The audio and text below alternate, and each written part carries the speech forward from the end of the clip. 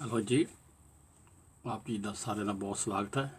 ਮੈਂ ਹਾਂ ਆਪ ਜੀ ਦਾ ਹੋਸਟ ਤੇ ਦੋਸਤ ਸੋਹਣ ਸਿੰਘ ਬਟਪੱਗਾ। ਅਤੇ ਅੱਜ ਪਹਿਲਾਂ ਤਾਂ ਮੈਂ ਮਾफ़ੀ ਮੰਗਦਾ, ਕਾफ़ੀ ਲੇਟ ਹੋ ਗਿਆ। ਇੱਕ ਪ੍ਰੋਗਰਾਮ ਨਹੀਂ ਸੈੱਟ ਨਹੀਂ ਸੀ ਆ ਰਿਹਾ, ਅਤੇ ਉਮੀਦ ਹੈ ਕਿ ਆਪ ਬਖਸ਼ ਦਿਓਗੇ। ਆਓ ਪ੍ਰੋਗਰਾਮ ਸ਼ੁਰੂ ਕਰੀਏ। ਉਸ ਸੱਚੇ ਪਾਤਸ਼ਾਹ ਦਾ ਤਾਰ ਧੰਨ ਧੰਨ ਸਤਿਗੁਰੂ ਰਵਿਦਾਸ ਮਹਾਰਾਜ, ਸਤਿਗੁਰੂ ਬਾਬਾ ਨਾਮਦੇਵ ਜੀ, ਭਗਵਾਨ ਵਾਲਮੀਕ ਜੀ ਅਤੇ ਹੋਰ ਮਹਾਂਪੁਰਸ਼ਾਂ ਦਾ ਓਟ ਆਸਰਾ ਲੈਂਦੇ ਹੋਏ ਪ੍ਰੋਗਰਾਮ ਦੇਰੀ ਨਾਲ ਹੈ, ਪਰ ਕਹਿੰਦੇ ਹੁੰਦੇ ਆ ਬੈਟਰ ਲੇਟ ਦੈਨ ਨੈਵਰ। ਸੋ ਮੈਂ ਸੋਚਿਆ ਵੀ ਜ਼ਰੂਰ ਕਰੇ। ਸੋ ਮੇਰੇ ਵੱਲੋਂ ਵੱਡਿਆਂ ਨੂੰ ਸਤਿਕਾਰ, ਛੋਟਿਆਂ ਨੂੰ ਪਿਆਰ ਅਤੇ ਆਦਾਬ। ਸੋ ਅੱਜ ਦਾ ਜਿਹੜਾ ਟੌਪਿਕ ਮੈਂ ਲੈ ਕੇ ਆਇਆ ਹਾਂ, ਇਹ ਹੈ ਵੀ ਔਰਤ ਦੇ ਜੀਵਨੀ ਬਾਰੇ, ਵੀ ਔਰਤ ਨੇ ਕਿੰਨੇ ਦੁੱਖ ਸਹੇ ਆ ਸਦੀਆਂ ਤੋਂ। ਅੱਜ ਸਾਰਾ ਔਰਤ ਦੀ ਜਿਹੜੀ ਹੈਗੀ ਦੁਨੀਆ ਹੈ, ਉਹਦੇ ਬਾਰੇ ਅੱਜ ਜਿਹੜਾ ਮੇਰਾ ਟੌਪਿਕ ਹੈ।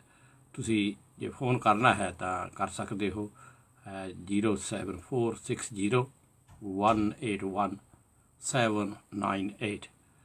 ਸੋ ਉਮੀਦ ਹੈ ਕਿ ਤੁਸੀਂ ਮੇਰੇ ਨਾਲ ਜੁੜੋਗੇ। ਬਹੁਤਿਆਂ ਨੇ ਤਾਂ ਕਿਹਾ ਹੋਣਾ ਵੀ ਸ਼ਾਇਦ ਹੁਣ ਇਹਨੇ ਅੱਜ ਕਰਨਾ ਹੀ ਨਹੀਂ ਪ੍ਰੋਗਰਾਮ। ਸੋ ਪ੍ਰਬੰਧਕਾਂ ਦਾ ਜਿਹਨਾਂ ਨੇ ਬੜੀ ਟਰਾਈ ਕੀਤੀ ਹੈ ਜੀ। ਇੱਕ ਦੋ ਇਸ਼ੂ ਸੀਗੇ ਉਹ ਫਿਕਸ ਕਰਨ ਦੇ ਲਈ, ਸੋ ਪੂਰੀ ਤਰ੍ਹਾਂ ਨਹੀਂ ਹੋ ਸਕੇ। Hopefully we will succeed. So ਅੱਜ ਦੀ ਜਿਹੜੀ ਹੈ, ਜਿਸ ਤਰ੍ਹਾਂ ਮੈਂ ਕਿਹਾ ਕਿ ਔਰਤ ਦੇ ਉੱਤੇ ਹੁੰਦੇ ਜ਼ੁਲਮਾਂ ਬਾਰੇ, ਉਹਦੀ ਜੀਵਨੀ ਬਾਰੇ, ਉਹਨਾਂ ਦੇ ਬਾਰੇ, ਉਸ ਇਸ਼ੂ ਦੇ ਉੱਤੇ ਅੱਜ ਗੱਲਬਾਤ ਕਰਨੀ ਹੈ। ਅਤੇ ਮੈਂ ਕਹਿੰਦਾ ਜਦ ਤਾਈਂ ਜੁੜਦੇ ਹਨ ਸਾਰੇ ਹੀ, ਅਤੇ ਇੱਕ ਸ਼ਬਦ ਹੋ ਜਾਵੇ। ਗਿਆਨੀ ਗੁਰਮੀਤ ਸਿੰਘ ਸੰਧੂ ਜੀ ਦੀ ਆਵਾਜ਼ ਦੇ ਵਿੱਚ ਬੜਾ ਮਿੱਠਾ ਹੈ, ਅਤੇ ਆਹ ਲਓ ਜੀ, ਸਰਵਣ ਕਰੋ ਜੀ। ਸ਼੍ਰੀ ਕਬੀਰ ਜੀ ਗੁਰੂ ਗ੍ਰੰਥ ਸਾਹਿਬ ਦਾ ਅੰਗ ਨੰਬਰ ਹੈਗਾ 1349 1349।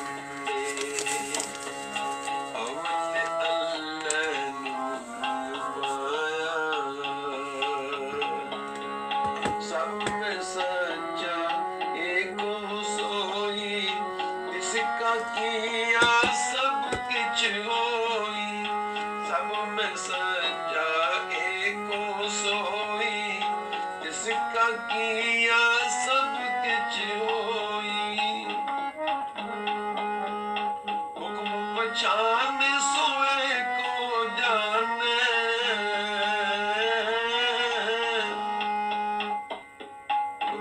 पहचान सोए को जाने, बंदा कहिए सोई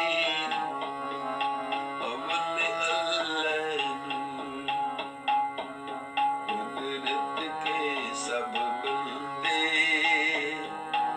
एक नूर ते सब जग उपजे, कौन भले को मंदे, अवल अल्लाह नूर पाया।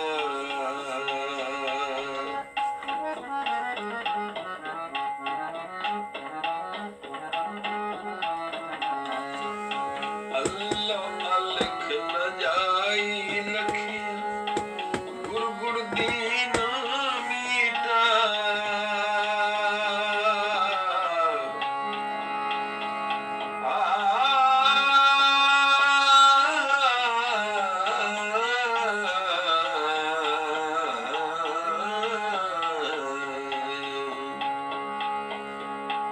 अल्लाह अलख न जाई लखिया, गुर गुर दीना मीठा,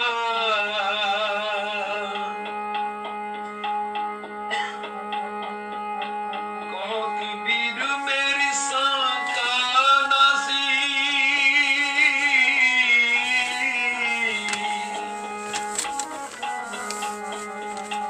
कौक बीर मेरी सांका नासी, सर्वन रंजन बीता, अवल अल्लाह नूर पाया, कुदरत के सब बंदे, एक नूर ते सब जग उपजिया, कौन भले को मंदे, अवल अल्लाह नूर, अवल अल्लाह नूर, अवल अल्लाह नूर पाया।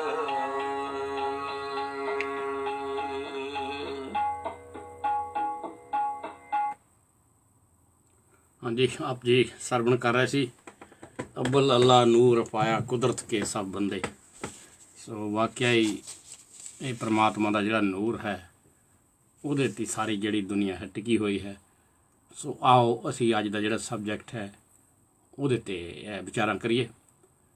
ਸੋ ਜਿਸ ਤਰ੍ਹਾਂ ਮੈਂ ਆਪ ਜੀ ਨੂੰ ਦੱਸਿਆ ਹੈ ਕਿ ਅੱਜ ਜਿਹੜਾ ਔਰਤ ਜਗਤ ਹੈ, ਇਸਤਰੀ ਜਗਤ ਹੈ, ਇਹਦੀ ਸਾਰੀ ਜਿੰਨੀ ਕਿ ਮੈਨੂੰ ਨੌਲੇਜ ਹੈ ਹਿਸਟਰੀ ਅਤੇ ਕੀ ਹੋ ਰਿਹਾ ਇਹਦੇ ਬਾਰੇ ਕਰਾਂਗੇ। ਅਤੇ ਦੁਨੀਆ ਦੇ ਵਿੱਚ ਕੁੱਲ 193 ਮੁਲਕ ਹਨ ਅਤੇ 2017 ਦੀ ਜਿਹੜੀ ਰਿਪੋਰਟ ਹੈ UN ਦੀ, ਉਹਦੇ ਵਿੱਚ ਪੂਰੀ ਦੁਨੀਆ ਦੇ ਵਿੱਚ 7.6 ਮਿਲੀਅਨ ਲੋਕ ਰਹਿੰਦੇ ਆ, 7.6 ਬਿਲੀਅਨ ਸੌਰੀ। ਸੋ ਹੁਣ ਜੇ ਕਰੀਏ ਵੀ ਔਰਤਾਂ ਦੀ ਰੇਸ਼ੋ ਕੀ ਆ, ਵਰਲਡ ਰੇਸ਼ੋ ਜਿਹੜੀ ਆ ਪੂਰੇ ਦੁਨੀਆ ਦੀ, ਇਹ 'ਚ 1000 ਬੰਦਿਆਂ ਦੇ ਪਿੱਛੇ ਜੇ ਲਈਏ 1000 ਬੰਦਿਆਂ ਵਿੱਚੋਂ 504 ਬੰਦੇ ਆਉਂਦੇ ਆ ਅਤੇ 496 ਔਰਤਾਂ, ਯਾਨੀ ਔਰਤਾਂ ਦੀ ਜਿਹੜੀ ਗਿਣਤੀ ਆ ਘੱਟ ਬਜਾਏ ਬੰਦਿਆਂ ਦੇ ਮੇਲ ਦੇ। ਅਤੇ 81 ਕੰਟਰੀ ਹੈਗੀ ਆ ਦੁਨੀਆ ਦੇ 193 ਵਿੱਚੋਂ 81 ਕੰਟਰੀ ਆ ਜਿੱਥੇ ਜਿਹੜੀ ਆ ਫੀਮੇਲ ਪਾਪੂਲੇਸ਼ਨ ਜ਼ਿਆਦਾ ਆ, ਅਤੇ 36 ਕੰਟਰੀ ਐਸੇ ਆ ਜਿਨ੍ਹਾਂ ਦੇ ਵਿੱਚ ਜਿਹੜੀ ਆ ਮੇਲ ਪਾਪੂਲੇਸ਼ਨ ਆ ਬੰਦਿਆਂ ਦੀ ਉਹ ਜ਼ਿਆਦਾ ਹੈ, ਅਤੇ 75 ਕੰਟਰੀ ਇੱਦਾਂ ਦੇ ਆ ਜਿਹੜੇ ਬਰਾਬਰ ਆ, ਇਕੁਅਲ ਰੇਸ਼ੋ ਆ, ਉਨੇ ਕੋਈ ਬੰਦੇ ਆ ਉਨੇ ਕੀ ਔਰਤਾਂ ਹਨ।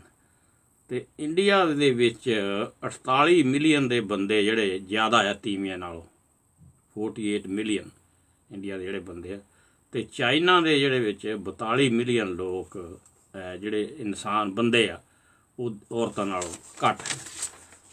ਅਤੇ ਇੰਡੀਆ ਦੀ ਜਿਹੜੀ ਟੋਟਲ ਪਾਪੂਲੇਸ਼ਨ ਆ ਤੁਹਾਨੂੰ ਪਤਾ 1.3 ਬਿਲੀਅਨ, ਇਹ ਹੁਣ ਤਾਂ ਕਾਫੀ ਉਹ ਤੋਂ ਵੀ ਵੱਧ ਗਈ ਹੈ, ਇੰਨੇ ਹੈ, ਜਿਨ੍ਹਾਂ ਦੇ ਵਿੱਚੋਂ ਜਿਹੜੇ ਬੰਦੇ ਆ ਮੇਲ ਪਾਪੂਲੇਸ਼ਨ ਅਬਾਊਟ 52% ਜਿਹੜੀ ਮੇਲ ਪਾਪੂਲੇਸ਼ਨ, ਅਤੇ ਫੀਮੇਲ ਜਿਹੜੀ ਆ 49 ਆ, ਇੰਨੀ ਕੁ ਰੇਸ਼ੋ ਆ ਇਹਨਾਂ ਦੀ।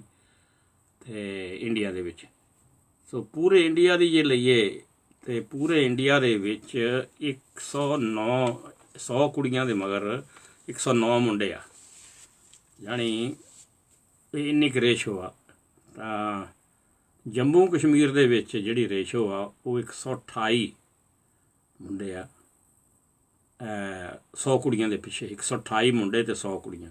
ਹਰਿਆਣੇ ਦੇ ਵਿੱਚ 120 ਮੁੰਡੇ ਆ ਤੇ 100 ਕੁੜੀਆਂ, ਤੇ ਪੰਜਾਬ ਦੇ ਵਿੱਚ 118 ਮੁੰਡੇ ਤੇ 100 ਕੁੜੀਆਂ ਦੇ ਪਿੱਛੇ ਆਉਂਦੇ ਆ। ਤੇ ਪੌਂਡੀਚਰਾ, ਮਿਜ਼ੋਰਾਮ ਤੇ ਕੇਰਲਾ ਦੇ ਵਿੱਚ 102 ਮੁੰਡੇ ਆਉਂਦੇ ਆ 1000 ਦੇ ਮਗਰ ਜਾਣੀ। ਤੇ ਤਾਮਿਲਨਾਡੂ, ਆਂਧਰਾ ਪ੍ਰਦੇਸ਼, ਕਰਨਾਟਕਾ ਤੇ ਉੜੀਸਾ ਦੇ ਵਿੱਚ 106 ਲੜਕੇ ਆ ਤੇ ਬਾਕੀ ਲੜਕੀਆਂ ਹਨ। ਗੁਜਰਾਤ 'ਚ 112 ਆ ਤੇ ਉੱਤਰ ਪ੍ਰਦੇਸ਼ ਦੇ ਵਿੱਚ 111 ਆ। ਸੋ ਇਹ ਹੈ ਜੀ ਆਪਣੇ ਇੰਡੀਆ ਦੀ ਜਿਹੜੀ ਹੈ।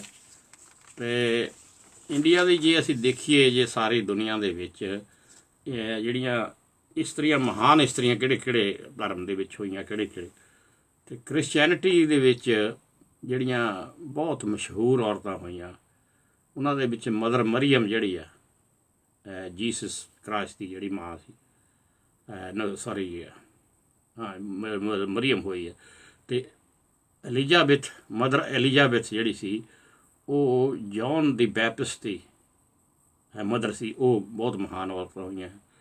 ਸੋ ਜਿਹੜਾ ਇਸਲਾਮ ਆ ਇਹਦੇ ਵਿੱਚ ਪ੍ਰੋਫਿਟ ਮੁਹੰਮਦ ਸਾਹਿਬ ਦੀ ਵਾਈਫ ਆਇਸ਼ਾ ਬਹੁਤ ਸਾਰਿਆਂ ਨਾਲੋਂ ਜ਼ਿਆਦਾ ਪਾਪੂਲਰ ਹੋਈ ਹੈ। ਤੇ ਆਪ ਨੂੰ ਪਤਾ ਐਡਮ ਦੀ ਵਾਈਫ ਸੀਗੀ ਹਵਾ, ਤੇ ਉਹ ਜ਼ਿਆਦਾ ਇਹਦੇ ਵਿੱਚ ਪਾਪੂਲਰ।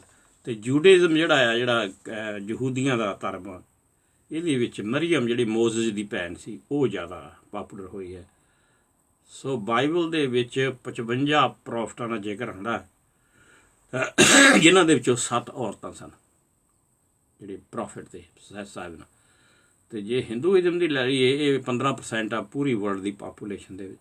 ਇਹਦੇ ਵਿੱਚ 2 ਜਿਹੜੀਆਂ ਔਰਤਾਂ ਦੇ ਮੇਨ ਰੋਡ ਹਨ, ਮਾਤਾ ਸ਼ਕਤੀ ਜਿਹਨੂੰ ਕਹਿੰਦੇ ਯੂਨੀਵਰਸਲ ਮਦਰ ਵੀ ਕਹਿੰਦੇ ਆ, ਤੇ ਮਾਤਾ ਸੀਤਾ ਭਗਵਾਨ ਰਾਮ ਚੰਦਰ ਦੀ ਪਤਨੀ।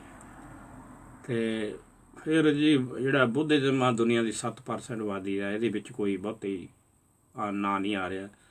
ਤੇ ਫਿਰ ਸਿੱਖਿਜ਼ਮ ਜਿਹੜਾ ਹੈ ਇਹ ਪੂਰੀ ਦੁਨੀਆ 'ਚ 30 ਮਿਲੀਅਨ ਲੋਕ ਹਨ ਸਿੱਖ ਜਿਹੜੇ ਆ। ਤੇ ਇਹਨਾਂ ਦੀਆਂ ਜਿਹੜੀਆਂ ਮੇਨ ਹਨ,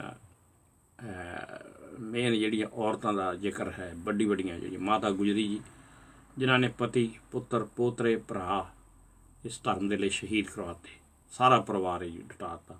ਤੇ ਉਹਦੇ ਬਾਅਦ 'ਚ ਮਾਤਾ ਭਾਗੋ ਜੀ ਦਾ ਵੀ ਨਾਂ ਕਾਫੀ ਆਉਂਦਾ ਹੈ।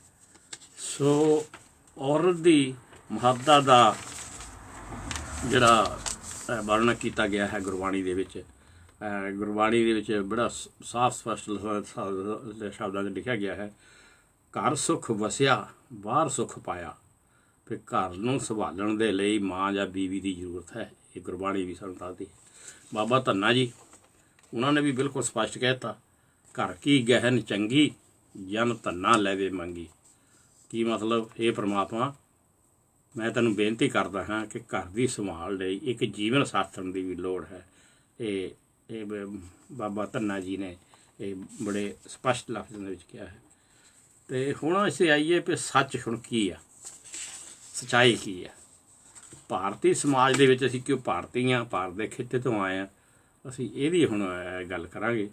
ਭਾਰਤੀ ਸਮਾਜ ਦੇ ਵਿੱਚ ਦੇਖਿਆ ਜਾਵੇ ਜਿਹੜੀ ਚਾਲ ਚੱਲਣ ਵਾ, ਚਰਿੱਤਰ ਸਿਰਫ ਔਰਤ ਦਾ ਦੇਖਿਆ ਜਾਂਦਾ। ਜਿਹੜਾ ਘਰ ਦੇ ਅਸੀਂ ਬੱਚੇ ਆ, ਜੇ ਕੁੜੀਆਂ ਆ, ਉਹਨਾਂ 'ਤੇ ਨਿਗਾਹ ਜ਼ਿਆਦਾ ਰੱਖੀ ਜਾਂਦੀ ਹੈ, ਮੁੰਡੇ ਜੋ ਮਰਜ਼ੀ ਕਰਨ। ਸੋ ਇਹ ਵੀ ਬੜੀ ਤਰਾਸਦੀ ਹੈ ਸਾਡੇ ਜਿਹੜਾ ਭਾਰਤੀ ਸਮਾਜ ਹੈ। ਸਾਨੂੰ ਲੋੜ ਹੈ ਆਪਣੀ ਸੋਚ ਨੂੰ ਬਦਲਣ ਦੀ, ਆਪਣੀ ਸਾਈਕੀ ਨੂੰ ਬਦਲਣ ਦੀ। ਹੁਣ ਜੇ ਸਹੀ ਲਫ਼ਜ਼ਾਂ ਦੇਖਿਆ ਜਾਵੇ, ਔਰਤ ਨੂੰ ਕੋਠੇ 'ਤੇ ਜਾਂ ਚਕਲੇ 'ਤੇ ਬਿਠਾਉਣ ਵਾਲਾ ਵੀ ਆਦਮੀ ਹੈ। ਇਹ ਆਦਮੀ ਬਿਠਾਉਂਦਾ ਆ, ਪਹਿਲਾਂ ਤੋਂ ਸਦੀਆਂ ਤੋਂ ਚੱਲਿਆ ਆ ਰਿਹਾ ਹੈ। ਫਿਰ ਇੱਕ ਹੋਰ ਹੈ ਵੀ ਜਦੋਂ ਇੱਕ ਬੱਚਿਆਂ ਦਾ ਬਾਪ ਗੁਜ਼ਰ ਜਾਂਦਾ ਤਾਂ ਉਹਦੀ ਚਿਤਾ ਨੂੰ ਅੱਗ ਸਿਰਫ ਮੁੰਡੇ ਤੋਂ ਲਵਾਉਂਦੇ ਆ, ਕੁੜੀਆਂ ਕਿਉਂ ਨਹੀਂ? ਇੱਥੇ ਵੀ ਅਸੀਂ ਵਿਤਕਰਾ ਕਰਦੇ ਹਾਂ, ਇਹ ਸੋਚ ਵੀ ਬਦਲ। ਇੱਥੇ ਮੈਂ ਦੇਖਿਆ UK ਦੇ ਵਿੱਚ ਹੁਣ ਬੱਚੇ ਜਿਹੜੇ ਆ, ਕੁੜੀਆਂ ਵੀ, ਉਹ ਜਿਹੜਾ ਬਟਨ ਦੱਬਦੇ ਆ। ਸੋ ਇਸ ਤਰ੍ਹਾਂ ਹੌਲੀ ਜਿਹੜੀਆਂ ਛੋਟੀਆਂ ਚੀਜ਼ਾਂ ਆ, ਇਹਨਾਂ ਨੂੰ ਅਸੀਂ ਲਿਆਈਏ ਤਾਂ ਹੀ ਅਸੀਂ ਅੱਗੇ ਵੱਧ ਸਕਦੇ ਹਾਂ। ਅਤੇ ਫਿਰ ਸਾਡੇ ਪੁਜਾਰੀ ਜਿਹੜੇ ਗ੍ਰੰਥੀ ਆ, ਉਹ ਸਿਰਫ ਜਦੋਂ ਕੋਈ ਕਰਦੇ ਕਥਾ ਤਾਂ ਬੜੇ ਮਾਣ ਨਾਲ ਕਰਦੇ ਨੂੰ ਕੁਝ ਖਾਣੇ ਪੁੱਤਰ ਦੀ ਦਾਤ ਬਖਸ਼ੀ। ਇਹਨੂੰ ਪੁੱਤਰ ਹੋਵੇ ਜਾਂ ਪੁੱਤਰੀ, ਇਹਨੂੰ ਪ੍ਰਮਾਤਮਾ ਦੀ ਦਾਤ ਕਿਉਂ ਨਹੀਂ ਕਹਿੰਦੇ? ਜਦੋਂ ਅਸੀਂ ਪੁੱਤਰ ਦੀ ਦਾਤ ਕਹਿੰਦੇ ਹਾਂ, ਉੱਥੇ ਕਈ ਵਿੱਚ ਬੀਬੀਆਂ ਬੈਠੀਆਂ ਹੋਣੀਆਂ ਜਿਨ੍ਹਾਂ ਦੇ ਇਕੱਲੀਆਂ ਧੀਆਂ ਹੀ ਆ। ਸੋ ਇਹ ਵੀ ਥੋੜ੍ਹਾ ਜਿਹਾ ਬਦਲਣ ਦੀ ਲੋੜ ਹੈ। ਜੇ ਕੋਈ ਗਿਆਨੀ ਗ੍ਰੰਥੀ ਸੁਣਦਾ ਹੈ ਅਤੇ ਪ੍ਰਮਾਤਮਾ ਦੀ ਦਾਤ ਕਿਹਾ ਕਰੋ, ਫਿਰ ਪੁੱਤਰ ਦੀ ਦਾਤ ਬੜਾ ਹੁਬ ਹਵਾ ਕੇ ਕਹਿੰਦੇ ਆ। ਫਿਰ ਆ ਜਾਓ, ਸਾਡੇ ਜਿਹੜਾ ਸਮਾਜ ਆ ਸੰਤਾਂ ਸਾਧਾਂ ਮਗਰ ਬਹੁਤ ਜਾਂਦਾ, ਅਤੇ ਉੱਥੇ ਸਿਰਫ ਇਹੀ ਹੁੰਦਾ, ਜਿਹੜੇ ਆਪਣੇ ਬੀਬੀਆਂ ਜ਼ਿਆਦਾ ਜਾਂਦੀਆਂ ਵੀ ਮੇਰੇ ਪੁੱਤਰ ਹੋਵੇ, ਅਤੇ ਉਹ ਵੀ ਸਿਰਫ ਪੁੱਤਰ ਦੀ ਦਾਤ ਦਿੰਦੇ ਆ। ਜਿਹੜੇ ਸੰਤ ਸਾਧ ਆ ਸਾਡੇ ਤਬੀਰ ਜਿਹਾ ਜਿਹੜਾ ਦੇਣਗੇ, ਲੈ ਤੇਰੇ ਹੁਣ ਪੁੱਤਰ ਹੋਏਗਾ। ਧੀਆਂ ਵੀ ਤਾਂ ਉਸ ਪਰਮਾਤਮਾ ਦੀ ਦਾਤ ਹਨ, ਉਹ ਕਿਉਂ ਨਹੀਂ ਮੰਗਦੇ, ਉਹ ਕਿਉਂ ਨਹੀਂ ਦਿੰਦੇ ਜੀ? ਇਹਨਾਂ ਸਾਡੇ ਸੰਤਾਂ ਸਾਧਾਂ ਦੇ ਅਲਮਾਰੀਆਂ ਦੇ ਸ਼ੈਲਫਾਂ ਦੇ ਉੱਤੇ ਸਿਰਫ ਪੁੱਤਰੇ ਪਏ ਆ। ਸੋ ਇਹ ਬੜਾ ਸੀਰੀਅਸ ਹੈ, ਇਹ ਬਦਲਣਾ ਚਾਹੀਦਾ ਹੈ। ਸੋ ਪੰਜਾਬੀ ਦਾ ਖਾਣ ਹੈ, ਇਸਤਰੀ ਆਟੇ ਦਾ ਪੇੜੇ ਵਾਂਗੂ ਹੈ। ਇਸਤਰੀ ਆਟੇ ਦਾ ਪੇੜਾ, ਜਿਹਨੂੰ ਘਰ ਵਿੱਚ ਚੂਹਿਆਂ ਤੋਂ ਡਰ ਅਤੇ ਬਾਹਰ ਕਾਮਾਂ ਤੋਂ ਡਰ। ਮਤਲਬ ਇਹ ਸੁਰੱਖਿਅਤ ਘਰ ਦੇ ਵਿੱਚ ਵੀ ਨਹੀਂ ਹੈਗੀ ਅਤੇ ਬਾਹਰ ਵੀ ਨਹੀਂ ਹੈਗੀ। ਘਰ ਦੇ ਵਿੱਚ ਵੀ ਬੜੀ ਨਿਗਾਹ ਰੱਖੀ ਜਾਂਦੀ ਹੈ, ਬਾਹਰ ਵੀ। ਪਹਿਲਾਂ ਤਾਂ ਸ਼ੁਰੂ ਤੋਂ ਹੀ ਜਿਹੜੀ ਔਰਤ ਨੂੰ ਬੱਚੇ ਪੈਦਾ ਕਰਨ ਵਾਲੀ ਮਸ਼ੀਨ ਅਤੇ ਮਰਦ ਦੀ ਹਵਸ ਬੁਝਾਉਣ ਵਾਲੀ ਅਤੇ ਮਰਦਾਂ ਨੂੰ ਨਰਕਾਂ ਦਾ ਭਾਗੀ ਬਣਾਉਣ ਵਾਲੀ ਕਿਹਾ ਗਿਆ। ਇਸ ਤਰ੍ਹਾਂ ਦੇ ਇਲਜ਼ਾਮ ਲਾ ਕੇ ਔਰਤ ਜਗਤ ਨੂੰ ਕਾਫੀ ਬਦਨਾਮ ਕੀਤਾ ਗਿਆ ਹੈ। ਅਤੇ ਦੁਨੀਆ ਦੇ ਤਕਰੀਬਨ ਸਾਰੇ ਧਰਮਾਂ ਅਤੇ ਧਰਮ ਗ੍ਰੰਥਾਂ ਨੇ ਔਰਤ ਨੂੰ ਨੀਵਾਂ ਅਤੇ ਅਪਵਿੱਤਰ ਕਿਹਾ ਹੈ। ਇਹਨਾਂ ਦਾ ਜ਼ਿਕਰ ਕਰਾਂਗੇ ਅਸੀਂ ਅੱਗੇ ਆ ਕੇ। ਸੋ ਜੇ ਦੇਖਿਆ ਜਾਵੇ, ਗੁਰੂ ਗ੍ਰੰਥ ਸਾਹਿਬ ਦਾ ਜਿਹੜਾ ਕਲਚਰ ਹੈ, ਬਾਬੇ ਨਾਨਕ ਨੇ ਜਿਹੜਾ ਦਿੱਤਾ ਹੈ ਸਾਨੂੰ, ਉਹੀ ਹੈ ਜਿੱਥੇ ਇਹਨੇ ਕਿਹਾ ਜਿੱਤ ਜੰਮੇ ਸੋ ਕਿਉ ਮੰਦਾ ਆਖੀਏ, ਜਿੱਤ ਜੰਮੇ ਰਾਜਾਨ। ਸੋ ਇਹਨਾਂ ਦੇ ਬਾਰੇ ਅਸੀਂ ਪੂਰੀ ਵਿਆਖਿਆ ਅੱਗੇ ਚੱਲ ਕੇ ਕਰਦੇ ਹਾਂ ਜੀ। ਅਤੇ ਸਮਾਜ ਨੂੰ, ਜਿੱਦਾਂ ਮੈਂ ਕਿਹਾ ਵੀ ਸਮਾਜ ਦਾ ਜਿਹੜਾ ਹੈਗਾ ਸੋਚਣ ਦਾ ਢੰਗ, ਇਹ ਬਦਲਣ ਦੀ ਲੋੜ ਹੈ। ਪਹਿਲਾਂ ਤਾਂ ਅਸੀਂ ਦੇਖੀਏ, ਜਦੋਂ ਵਿਆਹ ਕਰਦੇ ਆ, ਵਿਆਹਾਂ ਦੇ ਉੱਤੇ ਜਿੰਨਾ ਬੋਝ ਲੜਕੀ ਵਾਲਿਆਂ 'ਤੇ ਪੈਂਦਾ, ਇਕੱਲਾ ਦਾਜ ਨਹੀਂ, ਰੋਟੀ ਪਾਣੀ ਮਨ ਮਨੌਤਾਂ। ਅਸੀਂ ਹੀ ਜਿਹੜੇ ਲੜਕੇ ਵਾਲੇ ਮੁੰਡੇ ਵਾਲੇ ਆ, ਅਸੀਂ ਲੜਕੀ ਵਾਲਿਆਂ ਨੂੰ ਖੂਬ ਲੁੱਟਦੇ ਹਾਂ। ਲੜਕੀ ਵਾਲੇ ਗਹਿਣੇ ਬਣਾਉਣਗੇ, ਮੈਰਿਜ ਪੈਲੇਸ ਦਾ ਅਰੇਂਜਮੈਂਟ ਕਰਨਗੇ, ਰੋਟੀ ਦਾ ਰੋਟੀ ਵੀ ਜਿੱਦਾਂ ਲਿਮਟ ਦੇ ਵਿੱਚ ਹੁਣ ਤਾਂ ਹੇੜਾਂ ਦੀਆਂ ਹੇੜਾਂ ਲੈ ਕੇ ਚਲੇ ਜਾਂਦੇ ਆ। ਫਿਰ ਦਾਜ ਬਹਾਨੇ ਅਸੀਂ ਖੂਬ ਲੁੱਟਦੇ ਹਾਂ। ਇਹ ਸਾਰਾ ਬੋਝ ਜਿਹੜਾ ਲੜਕੀ ਵਾਲਿਆਂ 'ਤੇ ਹੈ, ਇਹ ਵੀ ਔਰਤ ਦੇ ਪੱਖ ਨੂੰ, ਇਹਨੂੰ ਵੀ ਥੋੜ੍ਹੇ ਦੂਰ ਕਰਨ ਦੀ ਲੋੜ ਹੈ। ਅਸੀਂ ਸਾਰੇ ਰਲ ਮਿਲ ਕੇ ਕੋਈ ਨਾ ਕੋਈ ਇਹਦਾ ਕੁਛ ਨਾ ਕੁਛ ਤਰੀਕਾ ਲੱਭ ਸਕਦੇ ਹਾਂ। ਅਸਲ ਦੇਖਿਆ ਜਾਵੇ, ਜਿਹੜੀ ਇਸਤਰੀ ਆ, ਉਹਦਾ ਤਾਂ ਜਿਹੜਾ ਦੁੱਖਾਂ ਦਾ ਸਿਲਸਿਲਾ ਆ, ਉਹ ਸ਼ੁਰੂ ਉਸ ਵੇਲੇ ਹੋ ਜਾਂਦਾ ਜਦੋਂ ਮਾਂ ਦੇ ਪੇਟ ਵਿੱਚ ਇਹ ਹੁੰਦੀ ਆ। ਅਤੇ ਘਰ ਦੀ ਜਿਹੜੀ ਲੜਕੀ ਹੈ, ਜਿਹੜੀ ਪ੍ਰੈਗਨੈਂਟ ਹੋ ਜਾਂਦੀ ਹੈ, ਉਹ ਜਿਸ ਘਰ ਦੇ ਵਿੱਚ ਹੈਗਾ, ਉੱਥੇ ਉਹਦੀ ਜਿਹੜੀ ਸੱਸ ਆ, ਉਹ ਬੱਚੀ ਦੀ ਦਾਦੀ ਬਣਨ ਵਾਲੀ, ਉਹ ਸੁੱਖਾਂ ਸੁੱਖਦੀ ਹੈ ਵੀ ਸਾਡੇ ਪੋਤਰਾ ਜੰਮੇ, ਬੜਾ ਪਾਠ ਰਖਾਵੇ ਦਿਸ ਐਂਡ ਦੈਟ। ਅਤੇ ਉਹਦੀਆਂ ਫਿਰ ਨਿਰਾਸ਼ਾ ਆਸਾਂ 'ਤੇ ਪਾਣੀ ਫਿਰ ਜਾਂਦਾ ਜਦੋਂ ਇੱਕ ਲੜਕੀ ਜਨਮ ਲੈਂਦੀ ਹੈ। ਅਤੇ ਫਿਰ ਕਹੂਗੀ, ਦੂਜਿਆਂ ਦੱਸੂਗੀ ਪੱਥਰ ਜੰਮ ਪਿਆ। ਅਤੇ ਸੁੱਖਾਂ ਤਾਂ ਪੋਤੇ ਦੀਆਂ ਸੁੱਖਦੀ ਰਹੀ, ਪਰ ਕਹਿੰਦੇ ਅੱਛਾ ਰੱਬਾ ਕੀ ਕਰ ਸਕਦੇ ਆ, ਹੈ ਜੀ। ਅਤੇ ਫਿਰ ਉਹਨੂੰ ਤਾਂ ਕਰਨਾ ਹੀ ਆ। ਤਾਂ ਸਾਡੇ ਜਿਹੜੀ ਸਮਾਜ ਦਾ ਹੈਗਾ, ਇਹ ਅਸੀਂ ਬੱਚਿਆਂ ਨੂੰ, ਆਪਣੇ ਪੁੱਤਰਾਂ ਨੂੰ ਜ਼ਿਆਦਾ ਦਿੰਦੇ ਹਾਂ। ਪਰ ਗੁਰਦੁਆਰਿਆਂ ਦੇ ਜਿਹੜੇ ਭਾਈ ਆ, ਘੱਟ ਉਹ ਵੀ ਨਹੀਂ ਕਰਦੇ। ਉਹ ਜਿਨ੍ਹਾਂ ਦੇ ਕਿਸੇ ਦੇ ਕੋਈ ਲੜਕਾ ਹੋਇਆ ਹੋਵੇ, ਉਹ ਕਿਤੇ ਆਪਣੇ ਸੁਖਮਨੀ ਸਾਹਿਬ ਜਾਂ ਅਖੰਡ ਪਾਠ ਸਾਹਿਬ ਕਰਾਉਣ, ਤਾਂ ਉਹ ਬੜੇ ਕਰਕੇ ਅੱਛਾ। ਫਿਰ ਪ੍ਰਮਾਤਮਾ ਨੇ ਪੁੱਤਰ ਦੀ ਦਾਤ ਬਖਸ਼ੀ। ਬੜੇ ਹੁਣ ਜਿਹੜੇ ਵਿੱਚ ਕਈ ਬੈਠੇ ਹੋਣੇ, ਜਿੱਦਾਂ ਮੈਂ ਪਹਿਲਾਂ ਵੀ ਦੱਸਿਆ, ਵੀ ਜਿਨ੍ਹਾਂ ਦੇ ਵਿਚਾਰਿਆਂ ਦੇ ਲੜਕੀਆਂ ਹੀ ਹਨ। ਸੋ ਇਹ ਇੱਕ ਕਿਸਮ ਦੀ ਅਗਲੇ ਦੇ ਮਨ 'ਤੇ ਚੋਟ ਜ਼ਰੂਰ ਪੈਂਦੀ ਹੈ। ਤੁਸੀਂ ਗਿਆਨੀ ਜੀ ਮੇਰੇ ਗੁੱਸਾ ਨਹੀਂ ਕਰਨਾ। ਅਤੇ ਜਿਹੜੀ ਵੀ ਕਥਾ ਕਰਦੇ ਹਾਂ, ਉਹਦੇ ਵਿੱਚ ਸਾਰਿਆਂ ਨੂੰ ਜਿਹੜਾ ਹੈ ਇੱਕੋ ਜਿਹਾ ਸਮਝੋ। ਫਿਰ ਇੱਕ ਹੋਰ ਗੁਰਦੁਆਰਿਆਂ ਦੇ ਵਿੱਚ ਮੈਂ ਦੇਖਿਆ, ਜਦੋਂ ਕੋਈ ਪੁੱਤਾਂ ਲਈ ਕੋਈ ਕਰਦਾ ਨਾ ਆਪਣੇ ਜਿਹੜੇ ਸੁਖਣਾ ਸੁਖੀਆਂ, ਤਾਂ ਉੱਥੇ ਬੜੇ ਕਹਿਣਗੇ ਇਹ ਤਾਂ ਪਰਮਾਤਮਾ ਨੇ ਇੰਨੀ ਮਿਹਰ ਕੀਤੀ ਹੈ। ਤਾਂ ਗੁਰਬਾਣੀ 'ਚ ਲਿਖਿਆ ਆ ਪੁੱਤੀ ਗੰਢ ਪਵੇ ਸੰਸਾਰ, ਸਿਰਫ ਘਰਦਿਆਂ ਨੂੰ ਖੁਸ਼ ਕਰਨ ਦੇ ਲਈ, ਤਾਂ ਹੋਰਨਾਂ ਨੂੰ ਸਾੜਨ ਦੇ ਲਈ। ਇਹਦੇ ਬਾਰੇ ਮੈਂ ਜ਼ਰੂਰ ਕਲੈਰੀਫਾਈ ਕਰਨਾ ਹਾਂ। ਇਹ ਇੱਦਾਂ ਨਹੀਂ ਹੈ ਵੀ ਕੋਈ ਗੁਰਬਾਣੀ ਦੇ ਵਿੱਚ ਸਿਰਫ ਪੁੱਤਾਂ ਨੂੰ ਹੀ ਕਿਹਾ ਗਿਆ ਹੈ, ਇਹਦਾ ਮਤਲਬ ਹੋਰ ਹੈ। ਅਤੇ ਇਹ ਸਾਡੇ ਜਿਹੜੇ ਪ੍ਰਚਾਰਕ ਹੈ, ਇਹ ਉਹਨਾਂ ਦਾ ਫਰਜ਼ ਬਣਦਾ ਕਿ ਇਹਨੂੰ ਇਹ ਸਮਝਾਉਣ, ਜਨਤਾ ਦੇ ਮੂਹਰੇ ਰੱਖਣ। ਅਤੇ ਅਸਲ 'ਚ ਕੀ ਹੈ ਇਸ ਜਿਹੜਾ ਪੂਰਾ ਸ਼ਬਦ, ਇਹਦਾ ਮਤਲਬ ਕੀ ਹੈ? ਇਹ ਅੰਗ ਗੁਰੂ ਗ੍ਰੰਥ ਸਾਹਿਬ ਦੇ 143 ਤੇ ਹੈ, ਪਹਿਲੀ ਪਾਤਸ਼ਾਹੀ ਦਾ ਹੈ। ਕੀ ਕਹਿੰਦੇ ਹੈ? ਕਹਿਆ ਕੰਚਨ ਟੁੱਟੇ ਸਾਰ। ਕੰਚਨ ਕਹਿੰਦੇ ਸੋਨੇ ਨੂੰ, ਸਾਰ ਕਹਿੰਦੇ ਲੋਹਾ। ਅਗਨੀ ਗੰਢ ਪਏ ਲੋਹਾਰ। ਕਹਿੰਦੇ ਜੇ ਕਹਿਆ ਸੋਨਾ ਜਾਂ ਲੋਹਾ ਟੁੱਟ ਜਾਵੇ ਤਾਂ ਅੱਗ ਨਾਲ ਲੋਹਾਰ ਜਿਹੜਾ ਆ ਉਹਦੇ ਗੰਢ ਲਾ ਦਿੰਦਾ ਹੈ। ਫਿਰ ਮਹਾਰਾਜ ਕਹਿੰਦੇ ਗੋਰੀ ਸੇਤੀ ਟੁੱਟੇ ਪਧਾਰ। ਗੋਰੀ ਕਹਿੰਦੇ ਵਹੁਟੀ ਨੂੰ, ਘਰ ਵਾਲੀ ਨੂੰ। ਗੋਰੀ ਸੇਤੀ ਟੁੱਟੇ ਪਧਾਰ, ਪੁੱਤੀ ਗੰਢ ਪਵੇ ਸੰਸਾਰ। ਲਓ ਜੀ, ਇੱਥੇ ਆ ਜਾਂਦਾ ਜਿਹੜੇ ਕਿ ਗਿਆਨੀ ਸਾਡੇ ਬੜਾ ਇਹਨੂੰ ਜ਼ੋਰ ਲਾ ਕੇ ਕਹਿੰਦੇ ਆ, ਗੋਰੀ ਸੇਤੀ ਟੁੱਟੇ ਪਧਾਰ, ਪੁੱਤੀ ਗੰਢ ਪਏ ਸੰਸਾਰ। ਜੇ ਘਰ ਵਾਲੀ ਨਾਲ ਉਹਦੇ ਖਸਮ ਨਾਰਾਜ਼ ਹੋ ਜਾਵੇ ਤਾਂ ਜਗਤ ਵਿੱਚ ਇਹਨਾਂ ਦਾ ਮੇਲ ਪੁੱਤਰਾਂ ਜਾਂ ਔਲਾਦ ਰਾਹੀਂ ਬਣਦਾ ਹੈ, ਹੁੰਦਾ ਹੈ। ਇਹ ਅਸਲ 'ਚ ਇਹ ਮਤਲਬ ਆ ਜਿਹਨੂੰ ਕਿ ਤਰੋੜ ਮਰੋੜ ਕੇ ਪੇਸ਼ ਕੀਤਾ ਜਾ ਦਿੰਦਾ ਹੈ। ਫਿਰ ਅੱਗੇ ਮਹਾਰਾਜ ਕੀ ਲਿਖਦੇ ਆ? ਰਾਜਾ ਮੰਗੇ ਦਿੱਤੇ ਗੰਢ ਪਾਏ, ਭੁੱਖਿਆਂ ਗੰਢ ਪਵੇ ਜਾਂ ਖਾਏ। ਰਾਜਾ ਮੰਗੇ ਦਿੱਤੇ ਗੰਢ ਪਾਏ, ਭੁੱਖਿਆਂ ਗੰਢ ਪਵੇ ਜਾਂ ਖਾਏ। ਜੇ ਰਾਜੇ ਨੂੰ ਉਹਦਾ ਜਿਹੜਾ ਟੈਕਸ ਦਾ ਮਾਮਲਾ ਦਿੰਦੇ ਰਹੇ ਤਾਂ ਪਰਜਾ ਦਾ ਰਾਜੇ ਦੇ ਨਾਲ ਸੰਬੰਧ ਬਣਿਆ ਰਹਿੰਦਾ ਹੈ।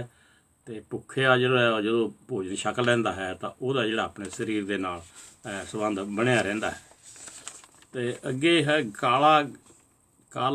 ਕਾਲਾ ਗੰਢ ਨਦੀਆਂ ਮੀਂਹ ਝੋਲ, ਗੰਢ ਪ੍ਰੀਤੀ ਮਿੱਠੇ ਬੋਲ। ਜੇ ਮੀਂਹ ਪੈਣ ਨਾਲੇ ਨਦੀਆਂ ਚੱਲਣ ਲੱਗ ਪੈਣ ਤਾਂ ਕਾਲ ਨਹੀਂ ਪੈਂਦੇ। ਕਾਲਾ ਗੰਢ ਨਦੀਆਂ ਮੀਂਹ ਝੋਲ, ਗੰਢ ਪ੍ਰੀਤੀ ਮਿੱਠੇ ਬੋਲ। ਅਤੇ ਮਿੱਠੇ ਬੋਲਾਂ ਦੇ ਨਾਲ ਪਿਆਰ ਦੀ ਗੰਢ ਪੈਂਦੀ ਹੈ, ਮਹਾਰਾਜ ਨੇ ਇਹ ਕਿਹਾ ਹੈ। ਫਿਰ ਕਹਿੰਦੇ ਵੇਦਾਂ ਗੰਢ ਬੋਲੇ ਸੱਚ ਕੋਏ, ਮੋਇਆ ਗੰਢ ਨੇਕੀ ਸੱਤ ਹੋਏ। ਜੇ ਮਨੁੱਖ ਸੱਚ ਬੋਲੇ, ਵੇਦਾਂ ਗੰਢ ਬੋਲੇ ਸੱਚ ਕੋਏ, ਤਾਂ ਵੇਦਾਂ ਸ਼ਾਸਤਰਾਂ ਨਾਲ ਮਨੁੱਖ ਜੁੜਦਾ ਹੈ। ਜੇ ਮਨੁੱਖ ਭਲਾਈ ਕਰਦਾ ਰਹੇ ਤਾਂ ਲੋਕੀ ਉਹਨੂੰ ਮਰਨ ਤੋਂ ਬਾਅਦ ਯਾਦ ਰੱਖਦੇ ਹਨ। ਮੋਇਆ ਗੰਢ ਨੇਕੀ ਸੱਤ ਹੋਏ। ਸੋ ਅੱਗੇ ਕਹਿੰਦੇ ਹਨ ਮਹਾਰਾਜ ਏਤੀ ਗੰਢ ਵਰਤੇ ਸੰਸਾਰ, ਮੂਰਖ ਗੰਢ ਪਵੇ ਮੂੰਹ ਮਾਰ। ਏਤੀ ਗੰਢ ਜਗਤ ਦਾ ਵਿਹਾਰ ਚੱਲਦਾ ਹੈ ਅਤੇ ਮੂਰਖ ਦੇ ਮੂੰਹ 'ਤੇ ਮਾਰ ਪਿਆ, ਮੂਰਖਤਾ ਨੂੰ ਰੋਕ ਲੱਗਦੀ ਹੈ। ਇਹ ਮਹਾਰਾਜ ਨੇ ਇਹ ਕਿਹਾ ਹੈ। ਅਖੀਰ 'ਚ ਕੀ ਕਹਿੰਦੇ ਆ ਸੱਚੇ ਪਾਤਸ਼ਾਹ? ਨਾਨਕ ਆਖੇ ਇਹ ਵਿਚਾਰ, ਸਿਫਤੀ ਗੰਢ ਪਵੇ ਦਰਬਾਰ। ਨਾਨਕ ਇਹ ਵਿਚਾਰ ਦੱਸਦਾ ਹੈ ਕਿ ਪ੍ਰਭੂ ਦੀ ਉਸਤਤ ਕਰਨ ਨਾਲ ਪ੍ਰਭੂ ਦੇ ਦਰਬਾਰ ਦੇ ਵਿੱਚ ਆਦਰ ਮਾਣ ਮਿਲਦਾ ਹੈ। ਸੋ ਇਹ ਅਸਲ 'ਚ ਹੈ ਜਿਹੜੇ ਕਿ ਸਾਡੇ ਗੁਰੂ ਘਰਾਂ ਦੇ ਗਿਆਨੀ ਹੈ। ਇਹ ਜਦੋਂ ਇਹਦਾ ਮਿਸਯੂਜ਼, ਪੁੱਤੀ ਗੰਢ ਪਵੇ ਸੰਸਾਰ, ਇਹਨੂੰ ਮਿਸਯੂਜ਼ ਕਰਦੇ ਹਨ।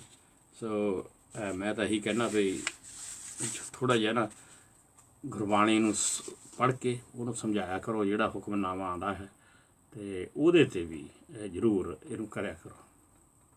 ਸੋ ਅੱਗੇ ਮੈਂ ਕਹਿੰਦਾ ਹਾਂ, ਅਤੇ ਫਿਰ ਤੁਸੀਂ ਲਾ ਲਓ ਸਾਡੇ ਜਿਹੜੇ ਸਮਾਜ 'ਚ ਗਾਣੇ ਵੱਜਦੇ ਆ, ਗਾਣੇ, ਅਤੇ ਉਹ ਵੀ ਜਿਹੜਾ ਆ ਇਸ ਜਿਹੜਾ ਔਰਤ ਦੇ ਨਾਲ ਬੜਾ ਨਫ਼ਰਤ ਭਰੇ ਇਹਦੇ 'ਚ ਹੋਰ ਵੀ ਘਿਰਨਾ ਪੈਦਾ ਕਰਦੇ ਹਨ।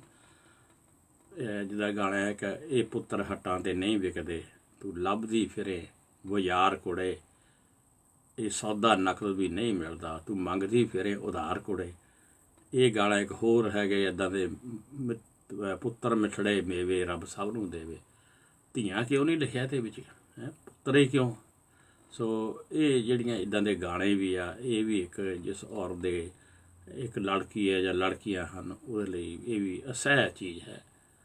ਅਤੇ ਜਿਸ ਤਰ੍ਹਾਂ ਮੈਂ ਕਿਹਾ ਵੀ ਫਿਰ ਸਾਡੇ ਸਾਧੂ ਸੰਤ ਜਿਹੜੇ ਆ ਉਹ ਵੀ ਮੁੰਡਿਆਂ ਦੇ ਤਬੀਰ ਦਿੰਦੇ ਆ, ਉਹ ਕਦੇ ਨਹੀਂ ਕਹਿਣਗੇ ਵੀ ਤੁਹਾਡੇ ਇੱਦਾਂ ਕਹੋ ਤੁਹਾਡੇ ਬੱਚਾ ਹੋਏਗਾ, ਤੁਸੀਂ ਜਿਹੜਾ ਉਹਦਾ ਲਿੰਗ ਧਾਰ ਕਰਨਾ ਦੱਸਣਾ ਇਹ ਗਲਤ ਹੈ।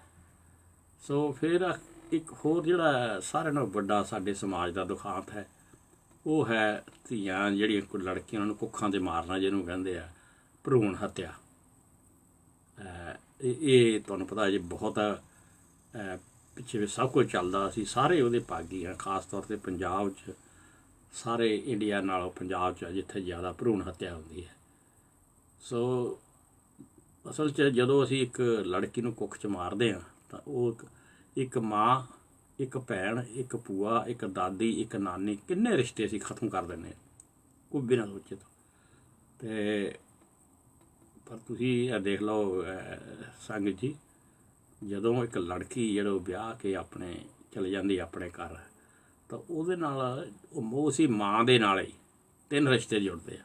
ਜੇ ਸਿਆਣਿਆਂ ਨੇ ਨਹੀਂ ਕਿਹਾ, ਮਾਂ ਨਾਲ ਮਾਪੇ, ਸੱਸ ਨਾਲ ਸਹੁਰੇ, ਇੱਕ ਤਾਂ ਉਹ ਲੜਕੀ ਹੋਈ ਉਹਦੇ ਘਰ ਵਾਲਾ, ਫਿਰ ਉਹਦੇ ਬੱਚੇ। ਸੋ ਮਾਂ ਨਾਲ ਮਾਪੇ, ਸੱਸ ਨਾਲ ਸਹੁਰੇ ਅਤੇ ਨਾਨੀ ਨਾਲ ਨਾਨਕੇ। ਸੋ ਇੱਕ ਮਾਂ ਦੇ ਨਾਲ 3 ਰਿਸ਼ਤੇ ਉਹਦੇ ਨਾਲ ਹੀ ਜੁੜਦੇ ਆ। ਦੇਖ ਲਾ, ਇਹ ਵੀ ਵੰਡਰਫੁਲ ਥਿੰਗ ਹੈ। ਅਤੇ ਇਹ ਹੈਗਾ ਵੀ ਜੇ ਜਗ 'ਤੇ ਰਹੀ ਨਾ ਧੀ ਨਾ ਪਾਣੀ, ਤਾਂ ਸਮਝੋ ਖਤਮ ਕਮਾਣੀ। ਸੋ ਮੇਰੇ ਵੀਰੋ ਭੈਣੋ, ਇਸ ਗੱਲ ਦਾ ਜ਼ਰੂਰ ਖਿਆਲ ਰੱਖੋ। ਇਹ ਬਹੁਤ ਵੱਡਾ ਪਾਪ ਹੈ ਅਤੇ ਇਹਨੂੰ ਬੰਦ ਕਰਨਾ ਹੈ। ਦੇਖੋ ਇਹਨਾਂ ਮੁਲਕਾਂ 'ਚ ਅਸੀਂ ਰਹਿੰਦੇ ਹਾਂ, ਕੋਈ ਕਰਦਾ ਇੱਥੇ ਲੜਕੀਆਂ, ਔਰਤਾਂ ਹਰ ਇੱਕ ਖੇਤਰ ਦੇ ਵਿੱਚ ਨਾਲ ਚੱਲਦੀਆਂ ਸਾਰੇ ਜਗ੍ਹਾ। ਸੋ ਪਤਾ ਨਹੀਂ ਕਿਹੜੇ ਬੱਚੇ ਨੇ ਕਿੰਨਾ ਬਰਾਈਟ ਕਿਹੜੇ ਨਿਕਲ ਜਾਣਾ। ਇੰਡੀਆ ਦੀ ਜੇ ਅਸੀਂ ਰੇਸ਼ੋ ਲਈਏ ਜਿਹੜੇ ਉੱਥੇ ਲੜਕੀਆਂ ਨੂੰ ਮਾਰਦੇ ਆ, ਹਰ 25ਵੀਂ ਕੁੜੀ ਜਿਹੜੀ ਆ ਉਹ ਕੁੱਖ 'ਚ ਮਾਰੀ ਜਾਂਦੀ ਆ। ਇਹ ਇੰਡੀਆ ਦੀ ਜਿਹੜੀ ਐਵਰੇਜ ਹੈ। ਅਤੇ ਇੰਡੀਆ ਦੇ ਵਿੱਚ ਹਰ ਰੋਜ਼ 2332 ਕੁੜੀਆਂ ਕੁੱਖ 'ਚ ਮਾਰਤੀਆਂ ਜਾਂਦੀਆਂ ਜਦੋਂ ਪਤਾ ਕਰਦੇ ਨਾ ਵੀ ਲੜਕੀ ਅੰਦਰ ਢਿੱਡ ਦੇ ਵਿੱਚ। ਅਤੇ ਸਾਲ ਵਿੱਚ ਤਕਰੀਬਨ 1 ਲੱਖ ਗਰਭਪਾਤ ਹੁੰਦੇ ਆ ਜੀ, ਕਿ ਕੁੜੀ ਨਾ ਜੰਮ ਪਵੇ। ਸੋ ਇਹਦੇ ਵਿੱਚ ਮੈਂ ਤਾਂ ਕਹਿੰਦਾ ਜੇ ਔਰਤ ਦੀ ਦੁਸ਼ਮਣ ਔਰਤ ਹੀ ਆ, ਕਿਉਂਕਿ ਜ਼ਿਆਦਾ ਜਿਹੜਾ ਓਬਜੈਕਸ਼ਨ ਕਰਦੀਆਂ ਨਾ ਔਰਤਾਂ ਹੀ ਕਰਦੀਆਂ। ਅਗਲੇ ਮਾਂ ਵੀ ਕਹੂਗੀ ਵੀ ਮੇਰੇ ਪੁੱਤ ਹੀ ਜੰਮੇ। ਇਹ ਮੇਰਾ ਤਾਂ ਖਿਆਲ ਇਹੀ ਹੈ। ਮੈਂ ਇੱਕ ਪੜ੍ਹਦਾ ਸੀ ਅੱਜ ਕੱਲ੍ਹ ਇੰਟਰਨੈਟ 'ਤੇ ਬੜਾ ਕੁਛ ਹੈ ਦੇਖਿਆ। ਇੱਕ ਜਨਾਨੀ ਦੀ ਇੰਟਰਵਿਊ ਲੈ ਰਿਹਾ ਸੀ, ਮੈਂ ਨਾਂ ਨਹੀਂ ਦੱਸ ਸਕਦਾ ਤੁਹਾਨੂੰ। ਉਹ ਕਹਿੰਦੀ ਮੈਂ ਇੰਨੀ ਵਡਭਾਗਣਾ, ਮੈਂ ਆਪਣੀ ਧੀ ਨੂੰ ਮਾਰਨ ਦੀ ਕੋਸ਼ਿਸ਼ ਕੀਤੀ ਪਰ ਉਹ ਮਰੀ ਨਹੀਂ। ਉਹ ਕਹਿੰਦੇ ਵੀ ਕਿੱਦਾਂ ਨਹੀਂ ਮਰੀ? ਕਹਿੰਦੀ ਮੇਰੇ ਵਿਆਹ ਹੋਇਆ, ਪਹਿਲਾਂ 2 ਲੜਕੀਆਂ ਹੋਈਆਂ ਅਤੇ ਪ੍ਰੈਸ਼ਰ ਬੜਾ ਸੀ ਮੇਰੀ ਸੱਸ ਦਾ, ਹੋਰ ਘਰ ਵਾਲੇ ਦਾ ਵੀ, ਭਈ ਬਲਕਿ ਲੜਕਾ ਹੀ ਹੋਵੇ। 3ਜੀ ਵਾਰੀ ਪ੍ਰੈਗਨੈਂਟ ਕਹਿੰਦੀ ਹੋਈ। ਅਤੇ ਉੱਥੇ ਹੌਸਪੀਟਲ ਗਈ ਤਾਂ ਉਹਨੂੰ ਸੁਨੇਹਾ ਭੇਜਤਾ ਉਹਦੀ ਸੱਸ ਨੇ ਵੀ ਜੇ ਤੂੰ ਕੁੜੀ ਜੰਮ ਪਈ ਤਾਂ ਘਰ ਨਾ ਬੜੀ, ਜ਼ਿਆਦਾ ਕੁੜੀ ਸਿੱਟ ਦੇਈ ਅਤੇ ਤੂੰ ਘਰ ਨਾ ਆਵੀਂ। ਕਹਿੰਦੀ ਮੈਂ ਸੋਚਿਆ ਭਈ ਬੜਾ ਦੁੱਖਦਾਈ ਆ ਇੱਕ ਮਾਂ ਦੇ ਲਈ, ਇਹ ਕਹਿਣਾ ਹੀ ਬੜਾ ਔਖਾ ਆ। ਅਤੇ ਕਹਿੰਦੀ ਖੈਰ ਮੈਂ ਉਹ ਆਪਣੀ ਬੱਚੀ ਨੂੰ ਘਰ ਲੈ ਕੇ ਆ ਗਈ ਅਤੇ ਮੈਨੂੰ ਉਹੀ ਮਿਹਣੇ ਮਾਰਨ ਲੱਗ ਪਿਆ। ਫਿਰ ਮੈਂ ਕਹਿੰਦੀ ਅਜੇ 2 ਦਿਨ ਹੋਏ ਸੀ ਆਏ ਨੂੰ। ਕਹਿੰਦੀ ਮੈਂ ਕਿਹਾ ਵੀ ਇਹ ਤਾਂ ਮੇਰੇ ਉੱਪਰ ਉਲਾਮਾ ਹੀ ਰਹਿਣਾ, ਮੈਂ ਅੱਗੇ 2 ਕੁੜੀਆਂ ਪਹਿਲਾਂ ਸੰਭਾਲਦੀਆਂ, ਇਹਨਾਂ ਖਾਤਮਾ ਕਰਾ ਦਈਏ। ਅਤੇ ਕਹਿੰਦੀ ਮੈਂ ਕੀਤਾ, ਸਿਆਲ ਸੀਗੇ, ਨਵੰਬਰ ਦਸੰਬਰ ਦੀ ਬਹੁਤ ਠੰਡ ਸੀ। ਕਹਿੰਦੀ ਮੈਂ ਕਿਆ ਕੀਤਾ, ਆਪ ਅੰਦਰ ਸੌਂ ਗਈ। ਉਹ ਜਿਹੜੀ ਕੁੜੀ ਸੀ 2 ਦਿਨਾਂ ਦੀ, ਉਹਨੂੰ ਬਾਹਰ ਇੱਕ ਮੰਜੇ ਦੇ ਉੱਤੇ ਨੰਗੀ ਪਾ ਕੇ ਰੱਖਤਾ ਵੀ ਚਲੋ ਮਰ ਜਾਊਗੀ ਠੰਡ ਦੇ ਨਾਲ, ਛੇਤੀ ਮਰ ਜਾਣਾ, ਇਹਦੀ ਜਾਨ ਵੀ ਨਿਕਲ ਜਾਣੀ, ਸਵੇਰ ਨੂੰ ਫਿਰ ਉਹ ਰਲ ਲਵਾਂਗੇ। ਕਹਿੰਦੀ ਮੈਂ ਅਜੇ ਅੱਖ ਵੀ ਨਹੀਂ ਲੱਗੀ ਤਾਂ ਮੈਂ ਤਰਵ ਕੇ ਉੱਠ ਖੜੀ। ਫਿਰ ਵੀ ਤੁਹਾਨੂੰ ਪਤਾ ਜਿਹੜਾ ਮਾਂ ਦਾ ਦਿਲ ਆ, ਮਾਂ ਦਾ ਕਾਲਜਾ ਤੜਕਦਾ। ਉਹ 2-3 ਘੰਟੇ ਕਹਿੰਦੀ ਹੋ ਗਏ। ਕਹਿੰਦੀ ਮੈਂ ਕਿਹਾ ਮਰ ਗਈ ਹੋਣੀ। ਜਦ ਮੈਂ ਗਈ ਤਾਂ ਕਹਿੰਦੀ ਮਰੀ ਨਹੀਂ ਸੀ, ਨੀਲੀ ਹੋ ਗਈ ਉੱਦਾਂ ਉਹਦਾ ਸਰੀਰ ਨਾ ਸਾਰਾ, ਪਰ ਉਹ ਸਾਹ ਲਵੇ। ਫਿਰ ਨਹੀਂ ਕਹਿੰਦੀ ਵੀ ਤੇਰਾ ਹੋਇਆ। ਫਿਰ ਮੈਂ ਹੋਰ ਲਿਆ ਕੇ ਹਿੱਕ ਨਾਲ ਲਾ ਲਈ। ਮੈਂ ਕਿਹਾ ਜੋ ਤੁਸੀਂ ਮੈਨੂੰ ਮਰਜ਼ੀ ਕਰ ਲਿਓ, ਇਹ ਬੱਚੀ ਮੇਰੇ ਕੋਲੇ ਰਹੂਗੀ। ਕਹਿੰਦੀ ਫਿਰ ਦੂਜੀਆਂ ਵੀ ਕੁੜੀਆਂ ਚੰਗੀਆਂ ਪੋਸਟਾਂ 'ਤੇ ਆ ਅਤੇ ਇਹ ਕੁੜੀ ਡਾਕਟਰ ਬਣੀ। ਉਹ ਕਹਿੰਦੀ ਸਾਰਿਆਂ ਨਾਲੋਂ ਜ਼ਿਆਦਾ ਮੇਰੀ ਜਿਹੜੀ ਲੁੱਕ ਆਫਟਰ ਕੁੜੀ ਕਰਦੀ ਆ। ਫਿਰ ਮੈਂ ਉਹਨੂੰ ਦੱਸਦੀ ਨਹੀਂ ਵੀ ਮੈਂ ਤੇਰੇ ਨਾਲ ਇੱਦਾਂ ਕਰਨਾ ਸੀ। ਹਾਂਜੀ। ਸੋ ਇਹ ਬੜਾ ਦੁਖਾਂਤ ਆ ਸਾਡੇ ਸਮਾਜ ਦਾ, ਇਹ ਬਦਲਣ ਦੀ ਲੋੜ ਹੈ। ਅਤੇ ਜਿਹੜੇ ਇੰਡੀਆ ਦੇ ਵਿੱਚ ਇਹ ਡਾਕਟਰ ਜਿਹੜੇ ਪ੍ਰਾਈਵੇਟ ਦਾ ਸਾਰੇ ਕਰਦੇ, ਬਾਹਰ ਲਿਖ ਕੇ ਲਾਇਆ ਹੋਊਗਾ ਇੱਥੇ ਭਰੂਣ ਹੱਤਿਆ ਟੈਸਟ ਨਹੀਂ ਕੀਤੇ ਜਾਂਦੇ, ਉਹਦਾ ਮਤਲਬ ਹੈ ਕੀਤੇ ਜਾਂਦੇ ਆ, ਤੁਸੀਂ ਬੈਕਡੋਰ ਮਿਲੋ ਤੁਸੀਂ। ਅਤੇ ਮੈਂ ਵੀ ਸੁਣਿਆ ਵੀ ਜੇ ਤਾਂ ਤੁਸੀਂ ਸਿਰਫ ਚੈੱਕ ਕਰਾਉਣਾ ਵੀ ਸਾਡੇ ਲੜਕਾ ਹੋਣਾ ਜਾਂ ਲੜਕੀ, ਉਹਦੇ ਪੈਸੇ ਥੋੜ੍ਹੇ ਆ। ਫਿਰ ਉਹ ਕਹਿੰਦੇ ਜੇ ਕੰਪਲੀਟ ਜੋਬ ਕਰਾਉਣੀ ਆ ਕੰਪਲੀਟ ਜੌਬ ਦਾ ਮਤਲਬ ਵੀ ਜੇ ਕੋਈ ਲੜਕੀ ਹੈ ਤਾਂ ਵਿੱਚ ਜੇ ਉਹਦਾ ਕੱਟ ਵੱਢ ਕਰਨੀ ਹੈ ਤਾਂ ਉਹਦੇ ਪੈਸੇ ਵੀ ਕਾਫੀ ਆ। ਅਤੇ ਜਦੋਂ ਕੋਈ ਆਉਂਦਾ ਜੋੜਾ ਕੋਈ ਕਹਿੰਦਾ ਵੀ ਸਾਨੂੰ ਦੱਸੋ ਤਾਂ ਜੀ ਸਾਡੇ ਕੁੜੀ ਹੈ ਹੁਣੀ ਜਾਂ ਮੁੰਡਾ, ਉਹ ਵੀ ਕਰਨਗੇ। ਡਾਕਟਰਾਂ ਨੇ ਕੋਡ ਵਰਡ ਰੱਖਿਆ ਆ, ਜੇ ਤਾਂ ਕੁੜੀ ਆ ਤਾਂ ਆਖਣ ਆ ਕੇ ਕਹੋਗੇ ਜੈ ਮਾਤਾ ਦੀ, ਸਮਝ ਜਾਂਦੇ ਆ ਵੀ ਲੜਕੀ ਆ। ਜੇ ਮੁੰਡਾ ਆ ਤਾਂ ਫਿਰ ਕਹਿਣਗੇ ਜੈ ਸ਼੍ਰੀ ਕ੍ਰਿਸ਼ਨਾ। ਅਤੇ ਇਹ ਕੋਡ ਵਰਡ ਆ ਉੱਥੇ ਦੇ ਜਿਹੜੇ ਇੰਡੀਆ ਦੇ ਡਾਕਟਰ ਨੇ ਰੱਖੇ ਹੋਏ। ਅਤੇ ਮੈਂ ਤੁਹਾਨੂੰ ਦੱਸਦਾ ਵੀ ਜਦੋਂ ਪ੍ਰੈਗਨੈਂਸੀ ਆ, ਇਹਦੇ ਇੱਕ ਸਟੇਜ ਕੀ ਆ ਜਦੋਂ ਇੱਕ ਲੜਕੀ ਪ੍ਰੈਗਨੈਂਟ ਹੁੰਦੀ ਆ, ਔਰ ਉਹਦੇ ਗਰਭ ਹੋਣ ਦੇ ਇੱਕ ਹਫ਼ਤੇ ਤੋਂ ਬਾਅਦ ਜਿਹੜੀ ਪ੍ਰੈਗਨੈਂਸੀ ਦਾ ਟੈਸਟ ਕਰਾਇਆ ਜਾ ਸਕਦਾ। ਹਫ਼ਤੇ ਬਾਅਦ ਫਿਰ ਪ੍ਰੈਗਨੈਂਟ ਹੋ ਗਈ ਆ ਜਨਾਨੀ ਜਾਂ ਨਹੀਂ, ਇਹਦਾ ਟੈਸਟ ਕਰਾਇਆ ਜਾ ਸਕਦਾ। ਅਤੇ 13 ਹਫ਼ਤਿਆਂ ਦੀ ਪ੍ਰੈਗਨੈਂਸੀ ਤੋਂ ਬਾਅਦ ਪਤਾ ਲੱਗਦਾ ਕਿ ਇਹ ਲੜਕਾ ਹੈ ਜਾਂ ਲੜਕੀ, 13 ਹਫ਼ਤਿਆਂ ਦੇ ਬਾਅਦ। ਸੋ ਪ੍ਰੈਗਨੈਂਸੀ ਦੇ ਪਹਿਲੇ 4 ਹਫ਼ਤਿਆਂ ਦੇ ਵਿੱਚ ਬੱਚਾ ਜਿਹੜਾ ਇੱਕ ਜਿਹਨਾਂ ਕਾਲੇ ਛੋਲੇ ਉਹਨਾਂ ਦੇ ਦਾਣਿਆਂ ਜਿੱਡਾ ਹੁੰਦਾ, ਉਹਦੀਆਂ ਲੱਤਾਂ, ਬਾਹਾਂ, ਦਿਮਾਗ, ਸਪਾਈਨਲ ਕੋਡ, ਨਰਵਸ ਬਣਨੀਆਂ ਸ਼ੁਰੂ ਹੋ ਜਾਂਦੀਆਂ ਪਹਿਲੇ 4 ਹਫ਼ਤਿਆਂ ਦੇ ਵਿੱਚ। ਦੂਜੇ ਮਹੀਨੇ ਤੋਂ ਬਾਅਦ ਜਿਹੜਾ ਬੱਚਾ ਹੈ, ਰਾਜਮਾਂਹ ਦਾ ਨਹੀਂ ਦਾਣਾ ਤੁਸੀਂ ਦੇਖਿਆ ਨਾ ਵੱਡਾ ਆ ਰਾਜਮਾਂਹ ਦਾ, ਅਤੇ ਉਹਦੇ ਜਿੱਡਾ ਹੋ ਜਾਂਦਾ ਉਹ ਪੇਟ ਦੇ ਵਿੱਚ। ਉਸ ਵੇਲੇ ਉਹਦੇ ਜਿਹੜੇ ਗਿੱਟੇ, ਗੁੱਟ, ਉਂਗਲੀਆਂ, ਅੱਖਾਂ ਦੇ ਪਰਦੇ, ਹੱਡੀਆਂ ਹੌਲੀ ਹੌਲੀ ਬਣਨੀਆਂ ਸ਼ੁਰੂ ਹੋ ਜਾਂਦੀਆਂ। ਅਤੇ ਤੀਜੇ ਮਹੀਨੇ ਤੋਂ ਬਾਅਦ ਉਸ ਬੱਚੇ ਦੇ ਮਸਲ, ਦੰਦ, ਹੱਡੀਆਂ ਦਾ ਪੁੰਗਰਨਾ, ਨਾੜੀਆਂ, ਚਮੜੀ, ਇਹ ਸਾਰੇ ਡਿਵੈਲਪ ਹੋਣ ਲੱਗ ਪੈਂਦੇ ਹਨ। ਅਤੇ 4 ਮਹੀਨੇ ਦਾ ਜਦੋਂ ਜਿਹੜਾ ਬੱਚਾ ਹੁੰਦਾ, ਉਹ ਪੇਨ, ਉਹਨੂੰ ਦਰਦ ਮਹਿਸੂਸ ਕਰਦਾ। ਉਹਦੇ ਕੋਈ ਵੀ ਉਹਦੀ ਮਾਂ ਬਿਮਾਰ ਹੋਵੇ ਤਾਂ ਵੀ ਉਹਨੂੰ ਹੁੰਦਾ ਅਸਰ, ਕੋਈ ਚੋਟ ਲੱਗ ਜਾਵੇ ਤਾਂ ਵੀ ਉਹ ਮਹਿਸੂਸ ਕਰਦਾ ਉਹਦੀ ਪੇਨ ਦੇ। ਅੱਗੇ ਜਿਹੜੇ ਪੁਰਾਣੇ ਸਮੇਂ ਸੀਗੇ ਦਰਸ਼ਕੋ, ਉਹਦੇ ਵਿੱਚ ਜਿਹੜੀਆਂ ਦਾਈਆਂ ਹੁੰਦੀਆਂ ਸੀ ਪਿੰਡ ਦੀਆਂ, ਉਹੀ ਕਰਦੀਆਂ ਸੀਗੀਆਂ ਇੱਦਾਂ ਦੇ ਕੰਮ। ਹੁਣ ਤਾਂ ਹਸਪਤਾਲਾਂ 'ਚ ਹੋਣ ਲੱਗ ਪਿਆ ਆ। ਅਤੇ ਉਹਨਾਂ ਨੂੰ ਕਹਿ ਦੇਣਾ ਘਰਦਿਆਂ ਨੇ ਵੀ ਜੇ ਕੁੜੀ ਹੋਈ ਤਾਂ ਇਹ ਮਾਰਨੀ ਆ, ਕਿ ਉਹੀ ਸਾਰਾ ਜਣੇਪਾ ਵੀ ਉਹੀ ਕਰਵਾਉਂਦੇ ਸੀ, ਅਤੇ ਜੇ ਮਾਰਨੇ ਇੱਦਾਂ ਦੇ ਕੰਮ ਵੀ ਉਹੀ ਉਹ ਵੀ ਕਰਦੀਆਂ ਸੀਗੀਆਂ ਪੁਰਾਣੀਆਂ ਜਿਹੜੀਆਂ ਦਾਈਆਂ ਸੀਗੀਆਂ। ਜੇ ਇਹਨੂੰ ਕਿਹਾ ਘਰਦਿਆਂ ਨੇ ਵੀ ਕੁੜੀ ਨਹੀਂ ਚਾਹੀਦੀ, ਇਹਦਾ ਕੰਮ ਕਰਦੇ ਇਹਦਾ, ਉਹ ਅੱਕ ਹੁੰਦੇ ਸੀ। ਤੁਸੀਂ ਜਿਹੜੇ ਮੇਰੇ ਉਮਰ ਦੇ ਹੈਗੇ, ਅੱਕ ਬਾਹਰ ਹੁੰਦਾ ਸੀ, ਅੱਕ ਦਾ ਦੁੱਧ ਚਿੱਟਾ ਜਿਹਾ ਹੁੰਦਾ, ਉਹ ਜ਼ਹਿਰ ਹੁੰਦੀ ਹੈ, ਉਹ ਉਹਦੇ ਗਲੇ 'ਚ ਪਾ ਦੇਣਾ। ਨਵਜੰਮੀ ਕੁੜੀ ਛੇਤੀ ਮਰ ਜਾਂਦੀ। ਅਤੇ ਫਿਰ ਉਹਨੂੰ ਜਦੋਂ ਲੈ ਜਾਣਾ, ਤੁਹਾਨੂੰ ਪਤਾ ਬੱਚੇ ਨੂੰ ਦਫਨਾਉਂਦੇ ਆ ਮਰੇ ਉਹ ਬੱਚੇ ਨੂੰ, ਅਤੇ ਉਹ ਜਿਹੜੀ ਦਾਈ ਆ ਉਹਨੇ ਕੀ ਕਰਨਾ, ਇੱਕ ਪੂਣੀ ਹੁੰਦੀ ਨਾ ਰੂੰ ਦੀ, ਜਿੰਨਾ ਰੂੰ ਕੱਤਦੇ ਆ, ਉਹਦੇ ਇੱਕ ਮੁੱਠ ਦੇ ਵਿੱਚ ਪੂਣੀ ਦੇ ਦੇਣੀ। ਅਤੇ ਨਾਲੇ ਫਿਰ ਦਾਈ ਨੇ ਕਹਿ ਦੇਣਾ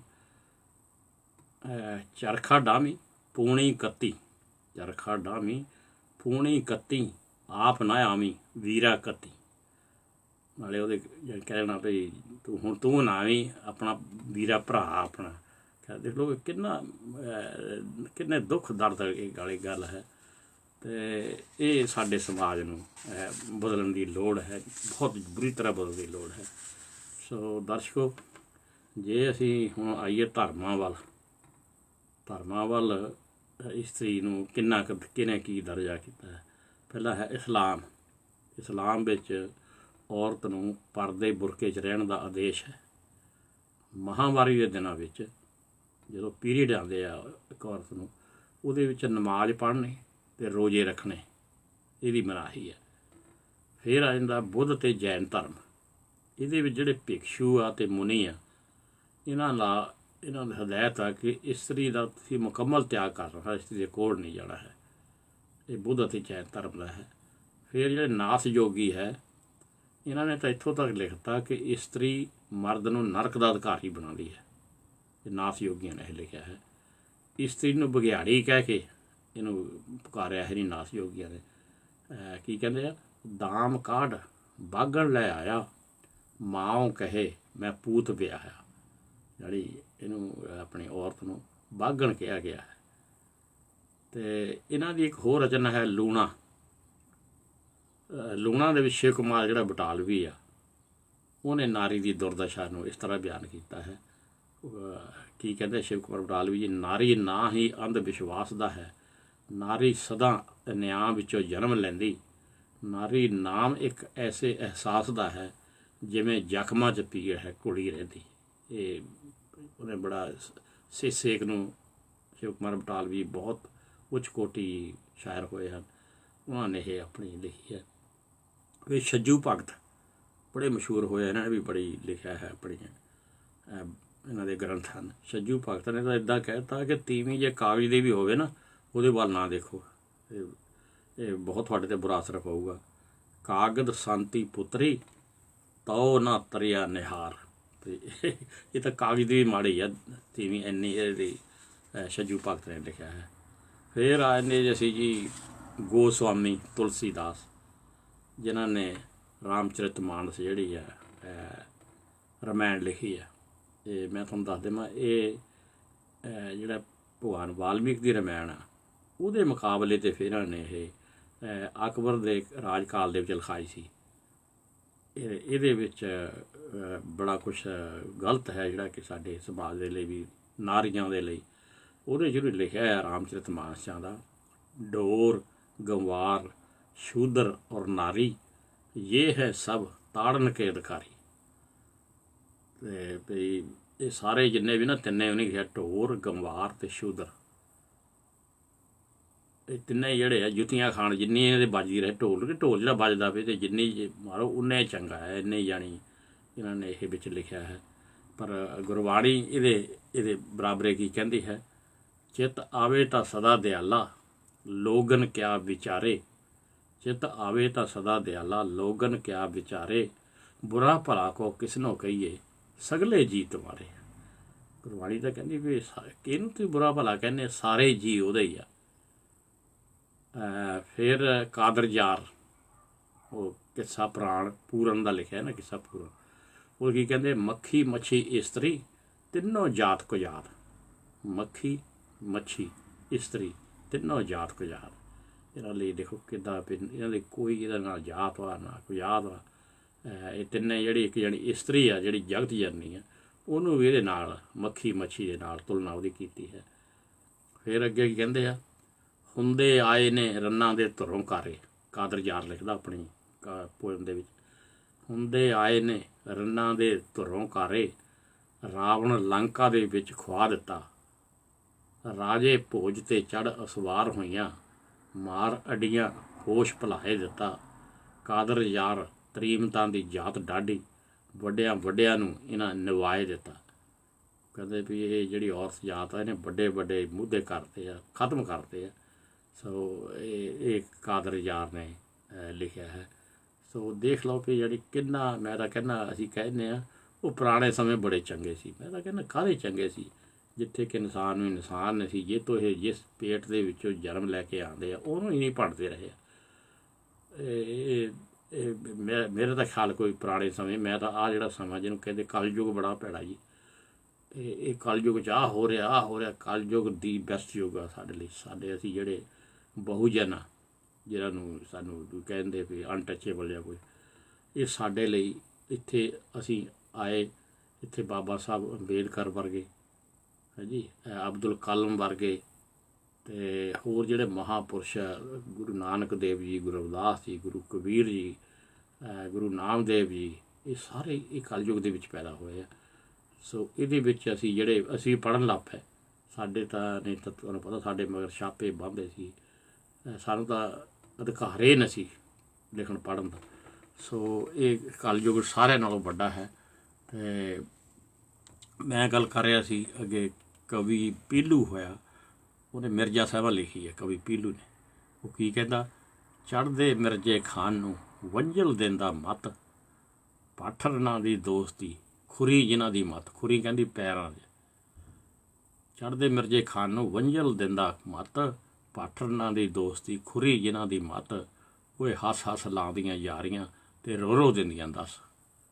ਸੋ ਇਹ ਕਵੀ ਪੀਲੂ ਨੇ ਵੀ ਦੇਖੋ ਕਿੰਨਾ ਕਹਿੰਦਾ, ਇਹਦੀ ਕੋਈ ਮੱਤ ਨਹੀਂ ਹੈਗੀ, ਇਹ ਜਿੱਦਾਂ ਨਾ ਪਸ਼ੂਆਂ ਦੇ ਖੁਰ ਹੁੰਦਾ ਪੈਰ, ਬਸ ਉਹਨੂੰ ਇਹਦੀ ਮੱਤ ਦੇ ਬਰਾਬਰ ਇਹ ਹੈ।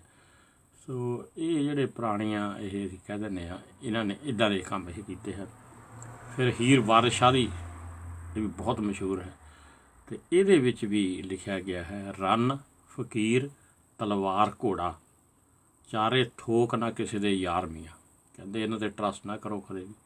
ਰੰਨ ਔਰਤ ਨੂੰ ਕਿਹਾ ਗਿਆ ਫਕੀਰ ਜਿਹੜੇ ਮੰਗਦੇ ਆ ਸਾਧ, ਤਲਵਾਰ, ਘੋੜਾ, ਚਾਰੇ ਠੋਕ ਨਾ ਕਿਸੇ ਦੇ ਯਾਰ ਮੀਆਂ ਪੇ, ਇਹਨਾਂ 'ਤੇ ਟਰਸਟ ਨਹੀਂ ਕਰਨਾ ਕਦੇ ਵੀ, ਇਹ ਤੁਸੀਂ ਕਰੇ ਨਹੀਂ ਸਕਦੇ।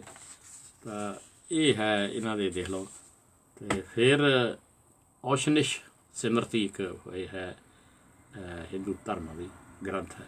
ਇਹਦੇ ਵਿੱਚ ਲਿਖਿਆ ਗਿਆ ਹੈ ਕਿ ਬ੍ਰਾਹਮਣ ਕਿਸੇ ਵੈਸ਼ ਇਸਤਰੀ ਨਾਲ ਚੋਰ ਛਿਪੇ ਨਜਾਇਜ਼ ਸੰਬੰਧ ਬਣਾਵੇ ਤਾਂ ਅਗਲੇ ਜਨਮ ਦੇ ਵਿੱਚ ਘੁਮਿਆਰ ਬਣੇਗਾ। ਔਰਤ ਨੂੰ ਤੇ ਜੇ ਜਿਹੜਾ ਬ੍ਰਾਹਮਣ ਆ ਕਿਸੇ ਵੈਸ਼ ਇਸਤਰੀ ਨਾਲ ਕੋਈ ਇੱਦਾਂ ਸੰਬੰਧ ਬਣਾ ਲੇ ਤਾਂ ਉਹ ਅਗਲੇ ਜਨਮ ਦੇ ਵਿੱਚ ਘੁਮਿਆਰ ਬਣੇਗਾ, ਭਾਂਡੇ ਬਣਾਉਣ ਵਾਲਾ। ਈਵਨ ਹੀ ਨਹੀਂ ਤਾਂ ਆਪਣੇ ਜਿਹੜੀ ਮਾਤਾ ਸੀਤਾ ਨੂੰ ਵੀ ਨਹੀਂ ਬਖਸ਼ਿਆ। ਉੱਚ ਕੋਟੀ ਚਰਿੱਤਰਵਾਨ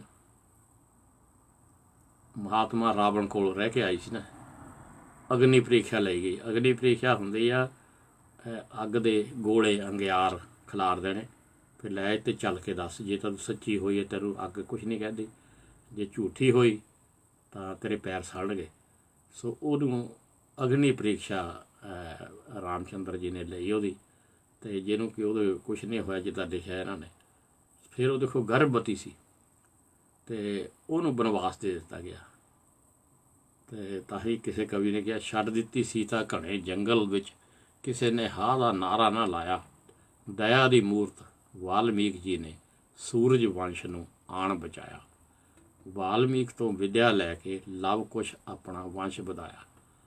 ਸੋ ਇਹ ਤੁਹਾਨੂੰ ਪਤਾ ਹੈ ਇਹ ਸਾਰੀ ਜਿਹੜੀ ਹੈ ਇਹ ਭਗਵਾਨ ਵਾਲਮੀਕੀ ਦੇ ਰਾਮਾਇਣ ਦੇ ਵਿੱਚ, ਅਤੇ ਹੋਰ ਮੈਂ ਸੁਣਿਆ ਕੋਈ 200 ਦੇ ਕਰੀਬ ਰਾਮਾਇਣਾਂ ਹੁਣ ਲਿਖੀਆਂ ਜਾ ਚੁੱਕੀਆਂ ਹਨ। ਸੋ ਔਰਤ ਦੇ ਨਾਲ ਕਿੰਨਾ ਜ਼ੁਲਮ ਹੁੰਦਾ ਆ ਰਿਹਾ ਹੈ, ਹਿਸਟਰੀ ਵੀ ਦੱਸਦੀ ਹੈ। ਅਤੇ ਕਿਸ ਨੇ ਲਿਖਿਆ ਹੈ, ਮਾਪਿਆਂ ਘਰ ਮੇਰਾ ਜਨਮ ਹੋਵੇ ਅਤੇ ਸਹੁਰੇ ਘਰ ਮੈਂ ਮਰਦੀ ਹਾਂ। ਇਹ ਔਰਤ ਕਹਿੰਦੀ ਹੈ, ਮਾਪਿਆਂ ਘਰ ਮੇਰਾ ਜਨਮ ਹੋਵੇ ਅਤੇ ਸਹੁਰੇ ਘਰ ਮੈਂ ਮਰਦੀ ਹਾਂ, ਮੈਂ ਕਿਹੜੇ ਕਰਮ ਕਮਾ ਬੈਠੀ, ਦੋਹਾਂ ਦਾ ਪਾਣੀ ਭਰਦੀ ਹਾਂ।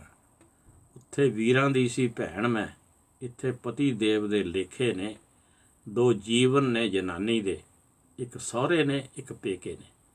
ਅਤੇ ਬੜਾ ਖੂਬਸੂਰਤ ਲਿਖਿਆ ਵੀ ਔਰਤ ਦੇ ਨਾਲ ਇਹਨਾਂ ਜ਼ੁਲਮਾਂ ਦੀ ਜਿਹੜੀ ਦਾਸਤ ਹੈ ਇਹ ਕਿੰਨੀ ਜਾਣੀ ਭੈੜੀ ਹੈ।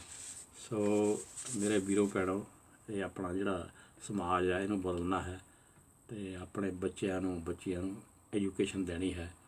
ਅਤੇ ਹੁਣ ਮੈਂ ਤੁਹਾਨੂੰ ਦੱਸਦਾ ਵੀ ਮਨੂਵਾਦੀ ਜਿਹੜੀ ਮਨੂਵਾਦ ਨੇ ਲਿਖਿਆ ਆਪਣੇ ਗ੍ਰੰਥਾਂ ਦੇ ਵਿੱਚ, ਉਹਦੇ 'ਚ ਔਰਤ ਦੇ ਬਾਰੇ ਕੀ ਕੀ ਲਿਖਿਆ ਇਹ ਵੀ ਮੈਂ ਕਹਿੰਦਾ ਵੀ ਤੁਹਾਨੂੰ ਜ਼ਰੂਰ ਦੱਸਿਆ ਜਾਵੇ। ਇਹ 'ਚ ਲਿਖਿਆ ਜਿਹੜਾ ਬ੍ਰਾਹਮਣ ਆ ਉਹ ਉੱਚ ਕੋਟੀ ਹੈ ਨਾ, ਅਤੇ ਜਿਸ ਤਰ੍ਹਾਂ ਆਪ ਜੀ ਨੂੰ ਪਤਾ ਹੈ ਕਿ 4 ਵਰਣ ਯਾਨੀ 4 ਕਲਾਸਾਂ ਬਣਾ ਦਿੱਤੀਆਂ ਇਨਸਾਨਾਂ ਦੀਆਂ, ਬ੍ਰਾਹਮਣ, ਕਸ਼ਤਰੀ, ਵੈਸ਼ ਅਤੇ ਸ਼ੂਦਰ। ਅਤੇ ਜਿਹੜੇ ਉੱਪਰਲੇ ਤਿੰਨੋਂ ਹੀ ਵਰਣ ਉਹਨਾਂ ਨੂੰ ਪੂਰੀ ਰਿਸਪੈਕਟ ਵਗੈਰਾ ਦਿੱਤੀ ਹੈ, ਪਰ ਜਿਹੜਾ ਸ਼ੂਦਰ ਉਹ ਕਹਿੰਦੇ ਵੀ ਇਹਦੀ ਆਤਮਾ ਨਹੀਂ ਹੁੰਦੀ। ਇਹਦਾ ਕੰਮ ਆ ਕਿ ਉੱਪਰਲੇ 3 ਜਿਹੜੇ ਵਰਣ ਉਹਨਾਂ ਦੀ ਸੇਵਾ ਕਰੇ, ਉਹਨਾਂ ਦੇ ਹੁਕਮ ਦੀਆਂ ਤਾਂ ਇਹ ਪੜ੍ਹਾਈ ਨਾ ਕਰੇ। ਅਤੇ ਇਸ ਤਰ੍ਹਾਂ ਦੀ ਜਿਹੜੀ ਮਨੂ ਸਿਮਰਤੀ ਆ ਇਹਨੇ ਦੁਨੀਆ ਦੇ ਵਿੱਚ, ਇਹਦੇ ਬਾਰੇ ਮਨੂ ਸਿਮਰਤੀ ਦਾ ਮਹਾਰਾਜ ਕਬੀਰ ਸਾਹਿਬ ਨੇ ਵੀ ਆਪਣੀ ਬਾਣੀ ਵਿੱਚ ਜ਼ਿਕਰ ਕੀਤਾ ਹੈ, ਅਤੇ ਉਹ ਅੱਗੇ ਚੱਲ ਕੇ ਟਾਈਮ ਹੋਇਆ ਤਾਂ ਜ਼ਰੂਰ ਕਰਾਂਗੇ। ਸੋ ਇਹਦੇ ਵਿੱਚ ਕੀ ਆ, ਮਨੂਵਾਦੀ ਹੁਕਮਨਾਮੇ ਜਿਹੜੇ ਆ ਉਹਦੇ 'ਚ ਕੀ ਲਿਖਿਆ ਕਿ ਬ੍ਰਾਹਮਣ 3 ਵਰਨਾਂ ਦੀਆਂ ਔਰਤਾਂ ਨਾਲ ਵਿਆਹ ਕਰਾ ਸਕਦਾ, ਬ੍ਰਾਹਮਣ, ਕਸ਼ਤਰੀ ਅਤੇ ਵੈਸ਼। ਖੱਤਰੀ 2 ਵਰਨਾਂ ਦੇ ਵਿੱਚ, ਇੱਕ ਆਪਣਾ ਉਹਦਾ ਕਸ਼ਤਰੀ ਵਰਗ ਅਤੇ ਦੂਜਾ ਵੈਸ਼, ਉਹਦੇ ਵਿੱਚ ਉਹਨਾਂ ਦੇ ਵਿੱਚ ਵਿਆਹ ਕਰ ਸਕਦਾ ਹੈ। ਜਿਹੜਾ ਵੈਸ਼ ਆ 3 ਨੰਬਰ 'ਤੇ, ਉਹ ਸਿਰਫ ਵੈਸ਼ ਦੇ ਅੰਦਰ ਹੀ ਆਪਣਾ ਵਿਆਹ ਕਰ ਸਕਦਾ। ਸ਼ੂਦਰ ਦਾ ਤਾਂ ਨਾਂ ਹੀ ਨਹੀਂ ਨਾ ਹੈਗਾ, ਉਹਨੂੰ ਤਾਂ ਇਨਸਾਨ ਸਮਝਿਆ ਹੀ ਨਹੀਂ ਗਿਆ ਕਦੇ ਵੀ। ਅਤੇ ਸ਼ੂਦਰਾਂ ਅਤੇ ਇਸਤਰੀਆਂ ਨੂੰ ਆਪਸ ਵਿੱਚ ਲੜਾਈ ਝਗੜਿਆਂ ਵਿੱਚ ਫਸਾ ਕੇ ਰੱਖਣਾ ਚਾਹੀਦਾ ਹੈ। ਸ਼ੂਦਰਾਂ ਨੂੰ ਅਤੇ ਇਸਤਰੀਆਂ ਨੂੰ ਇਹ ਲੜਦੇ ਰਹਿਣਾ ਆਪਸ ਵਿੱਚ, ਕਹਿੰਦੇ ਇਹੀ ਸਾਰਿਆਂ 'ਚ ਭਲਾ ਹੈ। ਇਹ 'ਚ ਅੱਗੇ ਲਿਖਿਆ ਹੈ ਵੀ ਇਸਤਰੀਆਂ ਜਿਹੜੀਆਂ ਸੁਭਾਅ ਤੋਂ ਹੀ ਮੂਰਖ ਅਤੇ ਗਿਆਨਹੀਣ ਮੰਨੀਆਂ ਜਾਣ, ਇਹਨਾਂ ਨੂੰ ਕੋਈ ਅਕਲ ਨਹੀਂ ਹੁੰਦੀ। ਇਹ ਇਸ ਗ੍ਰੰਥ ਦੇ ਵਿੱਚ ਲਿਖਿਆ ਹੈ। ਫਿਰ ਇੱਕ ਹੋਰ ਮੈਂ ਬੜਾ ਸਰਪ੍ਰਾਈਜ਼ ਹੋਇਆ ਇਹਨਾਂ 'ਤੇ, ਜੇ ਕਿਸੇ ਕਾਰਨ ਵਸ ਕਿਸੇ ਇਸਤਰੀ ਦੇ 10 ਪਤੀ ਹੋਣ, ਕਿਸੇ ਰੀਜਨ 'ਤੇ 10 ਪਤੀ ਹੋਣ, ਅਤੇ ਜੇਕਰ ਇੱਕ ਬ੍ਰਾਹਮਣ ਉਹਦੇ ਆ ਕੇ ਬਾਂਹ ਫੜ ਲਵੇ ਤਾਂ ਉਹ ਬਾਕੀ 10 ਬੰਦਿਆਂ ਨੂੰ ਛੱਡ ਕੇ ਬ੍ਰਾਹਮਣ ਦੀ ਹੀ ਬਣ ਜਾਵੇ। ਇਹਨੂੰ ਸਪੈਸ਼ਲ ਰਾਈਟ ਦਿੱਤੇ ਹੈ। ਬੜਾ ਮੈਂ ਤਾਂ ਹੈਰਾਨ ਆ ਇਹ ਕਿਉਂ ਦਿੱਤੇ ਆ ਤਾਂ ਕਿੱਦਾਂ ਸਹਿਣ ਕਿੱਦਾਂ ਕਰਦੇ ਰਹੇ। ਫਿਰ ਅੱਗੇ ਮਨੂ ਸਮਰਤੀ 'ਚ ਲਿਖਿਆ ਜੀ, ਤੇ ਦੇਵਤੇ ਆਪਣੀ ਯੋਗ ਮਾਇਆ ਸ਼ਕਤੀ ਨਾਲ ਕਿਸੇ ਵੀ ਔਰਤ ਦੇ ਗਰਭ ਵਿੱਚ ਵੜ ਸਕਦੇ ਆ। ਜਿਹੜੇ ਦੇਵੀ ਦੇਵਤੇ ਨੇ ਇਹਨਾਂ ਦੇ ਹਿੰਦੂ ਗ੍ਰੰਥਾਂ ਦੇ, ਇਹਨਾਂ ਦੀ ਇੰਨੀ ਸ਼ਕਤੀ ਹੈ ਵੀ ਇਹ ਕਿਸੇ ਵੀ ਔਰਤ ਦੇ ਗਰਭ ਦੇ ਵਿੱਚ ਦਾਖਲ ਹੋ ਸਕਦੇ ਹਨ। ਅਤੇ ਇਹ ਤੁਸੀਂ ਸੋਚ ਲਓ ਵੀ ਕਿਉਂ ਹੋ ਸਕਦੇ, ਕਿੱਦਾਂ ਹੋ ਸਕਦੇ ਆ। ਦੇਵਤੇ ਰਿਸ਼ੀ ਮੁਨੀ ਕਿਸੇ ਸੁੰਦਰ ਔਰਤ ਨਾਲ ਮੋਹਿਤ ਹੋ ਕੇ ਸੰਭੋਗ ਕਰ ਲੈਣ ਤਾਂ ਕੋਈ ਪਾਪ ਨਹੀਂ ਲੱਗਦਾ। ਅਤੇ ਉਹਨਾਂ ਨੂੰ ਰੇਪ ਕਰਨ ਦੀ ਖੁੱਲ੍ਹ ਹੈ ਦੇਵਤੇ ਰਿਸ਼ੀ ਮੁਨੀ। ਇਹ ਇਹਦੇ ਵਿੱਚ ਲਿਖਿਆ ਹੈ। ਅੱਗੇ ਲਿਖਦੇ ਹਨ, ਜਿਹੜੀ ਇਸਤਰੀ ਆਪਣੇ ਪਤੀ ਦੀ ਚਿਖਾ ਦੇ ਵਿੱਚ, ਜਦੋਂ ਪਤੀ ਮਰ ਗਿਆ ਉਹਦੀ ਚਿਖਾ ਵਿੱਚ ਸਤੀ ਨਹੀਂ ਹੁੰਦੀ, ਉਹਨੂੰ 84 ਜਨਮਾਂ ਤੱਕ ਸਰੀਰ ਧਾਰਨ ਕਰਕੇ ਦੁੱਖ ਭੋਗਣੇ ਪੈਣਗੇ। ਜਿਹੜੀ ਚਿਖਾ ਨਾਲ ਸੜ ਜਾਂਦੀ ਹੈ, ਮਰ ਜਾਂਦੀ ਆ, ਉਸ ਵਰਗਾ ਨੂੰ ਜਾਂਦੀ ਆ। ਦੱਸੋ ਤਾਂ ਇਹ ਵੀ ਕੋਈ ਮੰਨ ਸਕਦਾ? ਅਤੇ ਜਿਹੜੀ ਨਾ ਨਹੀਂ ਕਰਦੀ, ਅੱਗੇ ਹੁੰਦਾ ਸੀ ਇਹਨਾਂ ਦੇ ਵਿੱਚ ਰਿਵਾਜ਼ ਪਈ, ਜਦੋਂ ਜੇ ਘਰ ਵਾਲਾ ਮਰ ਗਿਆ ਤਾਂ ਉਹਦੀ ਜਿਹੜੀ ਘਰ ਵਾਲੀ ਆ ਉਹਨੂੰ ਉਸੇ ਚਿਖਾ ਦੇ ਵਿੱਚ ਸਤੀ ਮੰਨ ਲਓ ਉਹਨੂੰ ਚੱਕ ਕੇ ਸੁੱਟ ਦਿੰਦੇ ਸੀ। ਮੈਂ ਤਾਂ ਸੁਣਿਆ ਵੀ ਇੰਨਾ ਡੈਡਫੁਲ ਸੀ, ਕਈ ਨਹੀਂ ਵੀ ਚਾਹੁੰਦੇ ਅਸੀਂ ਮਰਨਾ ਕੋਈ ਖੇਲ ਆ, ਜਿਹਦੇ ਅੱਗ 'ਚ ਜੀਂਦੇ ਸੁੱਟਣਾ। ਕਹਿੰਦੇ ਸੀਗੇ ਵੀ ਢੋਲ ਵਜਾਉਣੇ ਵਾਲੇ ਸੱਦ ਲੈਣੇ। ਉਹ ਜਦੋਂ ਚੱਕਣਾ ਨਾ ਉਹਦੀ ਲਾਸ਼ ਨੂੰ ਬੰਦੇ ਦੀ, ਉਹਦੇ ਢੋਲ ਵੱਜਣੇ ਸ਼ੁਰੂ ਹੋ ਜਾਣੇ ਕਿ ਉਹਦੀ ਘਰ ਵਾਲੀ ਨੂੰ ਵੀ ਚੱਕਣਾ ਹੁੰਦਾ। ਘਰ ਵਾਲੀ ਫਿਰ ਚੀਕ ਚਹਾੜੇ ਪਾਉਂਦੀ ਸੀ ਤਾਂ ਕਿ ਉਹਦੀਆਂ ਚੀਕ ਚਹਾੜੇ ਸੁਣ ਕੇ ਕੋਈ ਕਿਸੇ ਦਾ ਦਿਲ ਨੱਪਸੀ ਜਾਵੇ, ਕੋਈ ਇਹ ਨਾ ਕਹੇ ਵੀ ਇਹਦਾ ਮਾੜਾ ਹੋ ਰਿਹਾ। ਸੋ ਪਤਾ ਹੀ ਨਹੀਂ ਸੀ ਲੱਗਣ ਦਿੰਦੇ, ਢੋਲ ਟਮਾਕੇ 'ਚ ਰੋਂਦੀ ਖੜਾਉਂਦੀ ਨੂੰ ਚੱਕ ਕੇ ਉਹਦੀ ਚਿਤਾ ਦੇ ਵਿੱਚ ਸਿੱਟ ਦੇਣਾ ਸੀ। ਅਤੇ ਦੇਖ ਲਓ ਇਹਦੇ 'ਤੇ ਵੀ ਮੋਹਰ ਲਾਈ ਉਹ ਮਨੂ ਸਮਰਤੀ ਦੇ ਗ੍ਰੰਥ ਦੇ ਵਿੱਚ। ਫਿਰ ਅੱਗੇ ਮਨੂ ਸਮਰਤੀ ਕਹਿੰਦੀ ਆ, ਔਰਤ ਨੂੰ ਖੁੱਲ੍ਹੀ ਆਜ਼ਾਦੀ ਨਹੀਂ ਦੇਣੀ ਚਾਹੀਦੀ, ਭਾਵੇਂ ਉਹਦਾ ਪਤੀ ਬਦਚਲਣ, ਨਿਕੰਮਾ ਜਾਂ ਵਿਹਲੜ ਹੋਵੇ। ਪਤਨੀ ਦਾ ਧਰਮ ਹੈ ਕਿ ਉਹਦੇ ਨਾਲ ਰਹੇ, ਉਹਦੀ ਸੇਵਾ ਕਰਦੇ ਰਹੇ। ਦੱਸੋ ਤਾਂ ਇਹ ਵੀ ਕੋਈ ਇਹਦੀ ਕੋਈ ਤੁੱਕ ਬਣਦੀ ਕਿ ਔਰਤ ਨੂੰ ਇੰਨੀ ਖੁੱਲ੍ਹੀ ਆਜ਼ਾਦੀ ਨਹੀਂ ਦੇਣੀ ਚਾਹੀਦੀ। ਕਹਿੰਦੇ ਆਦਮੀ ਉਹਦੇ ਘਰ ਵਾਲਾ ਜਿੰਨਾ ਵੀ ਮਰਜ਼ੀ ਸ਼ਰਾਬੀ, ਕਬਾਬੀ ਜਾਂ ਕੋਈ ਜੁਆਰੀਆ ਕੁਛ ਵੀ ਹੋਵੇ ਤਾਂ ਉਹਦੇ ਨਾਲੇ ਰਹੇ, ਉਹਦੀ ਸੇਵਾ ਕਰੇ। ਇਹ ਪਤਨੀ ਦਾ ਧਰਮ ਬਣਾ ਤਾ। ਫਿਰ ਕਹਿੰਦੇ ਪਤੀ ਤੋਂ ਮਰਨ ਤੋਂ ਬਾਅਦ ਅਗਰ ਉਹਦੀ ਪਤਨੀ ਦੂਜਾ ਵਿਆਹ ਕਰਵਾ ਲੈਂਦੀ ਹੈ ਤਾਂ ਉਹ ਗਿੱਦੜ ਦੀ ਜੂਨ 'ਚ ਪੈ ਗਈ ਅਗਲੇ ਜਨਮ 'ਚ। ਅਤੇ ਜੇ ਨਾ ਮਤਲਬ ਕਿਸੇ ਨੇ ਵਿਆਹ ਕਰਾ ਲਿਆ ਵੀ ਜਿਹੜੀ ਔਰਤ ਵਿਆਹੀ ਉਹਦੇ ਘਰ ਵਾਲਾ ਮਰ ਗਿਆ, ਜੇ ਫਿਰ ਤਾਂ ਵਿਆਹ ਨੂੰ ਕਰਨਾ ਹੀ ਨਹੀਂ ਚਾਹੀਦਾ। ਜੇ ਕਰਾ ਲਿਆ ਤਾਂ ਉਹ ਅਗਲੇ ਜਨਮ ਦੇ ਵਿੱਚ ਗਿੱਦੜ ਬਣੂਗੀ। ਸੋ ਇਹ ਬੜੇ ਫਨੀ ਕੀ ਆ, ਬੜੇ ਦੁਖਦਾਇਕ ਗੱਲਾਂ ਹਨ। ਫਿਰ ਅੱਗੇ ਇਹ 'ਚ ਵੀ ਲਿਖਿਆ ਮਨੂ ਸਮਰਤੀ 'ਚ, ਇਸਤਰੀ ਨੂੰ ਅਕਲ ਘੱਟ ਹੁੰਦੀ ਹੈ, ਇਹਦਾ ਦਿਲ ਕਪਾਟ, ਪਾਪਾਂ ਅਤੇ ਔਗਣਾਂ ਦੀ ਖਾਣ ਹੈ। ਇਸਤਰੀ ਨੂੰ ਅਕਲ ਘੱਟ ਹੁੰਦੀ ਹੈ, ਇਹਦਾ ਦਿਲ ਕਪਾਟ, ਪਾਪਾਂ ਅਤੇ ਔਗਣਾਂ ਦੀ ਖਾਣ ਹੈ।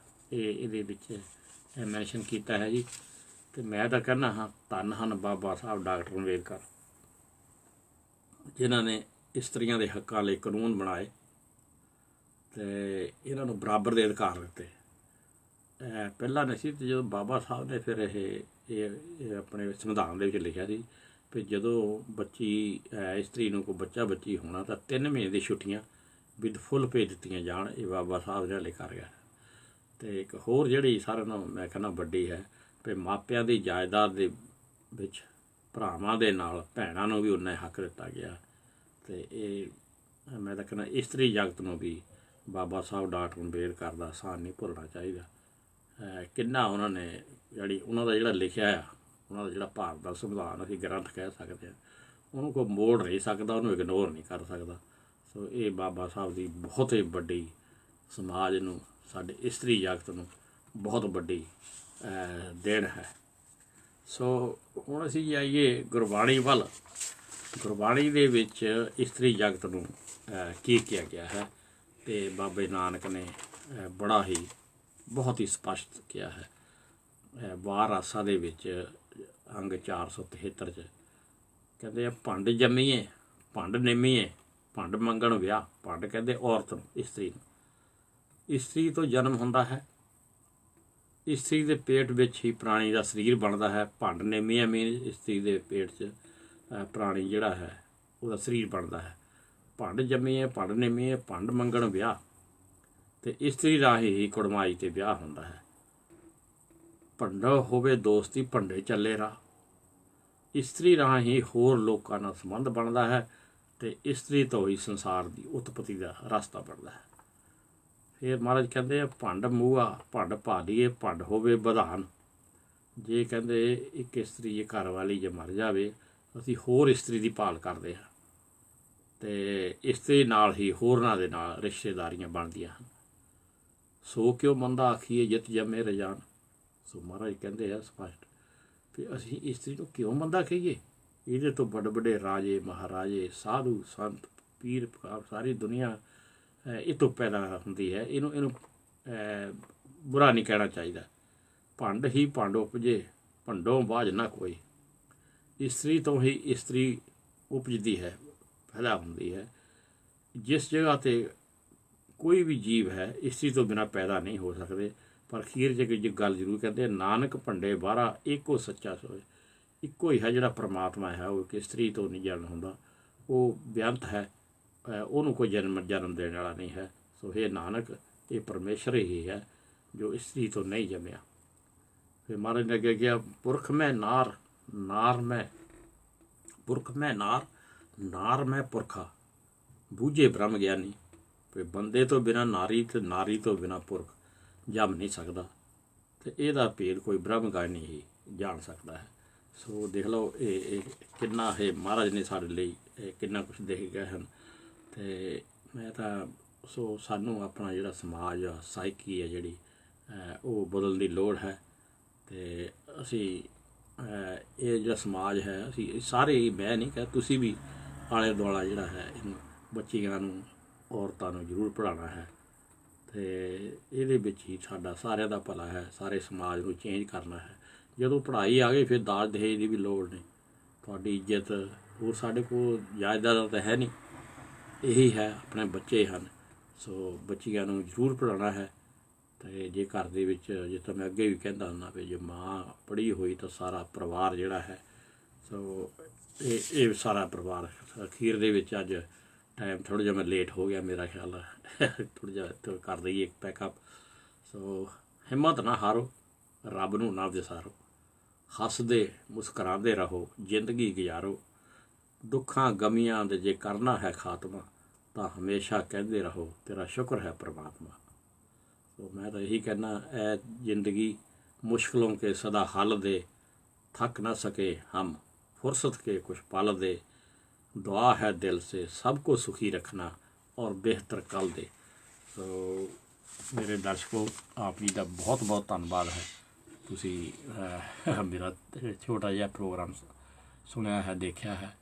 तो अज मैं लेट हो गया है, इस करके थोड़ा काली दे विच भी कई गल्लां रह जांदियां हन। तो उम्मीद है कि तुसी इस तरह ही मेरे जुड़े रहोगे। तो हर एक संडे 5 बजे हुंदा हाँ।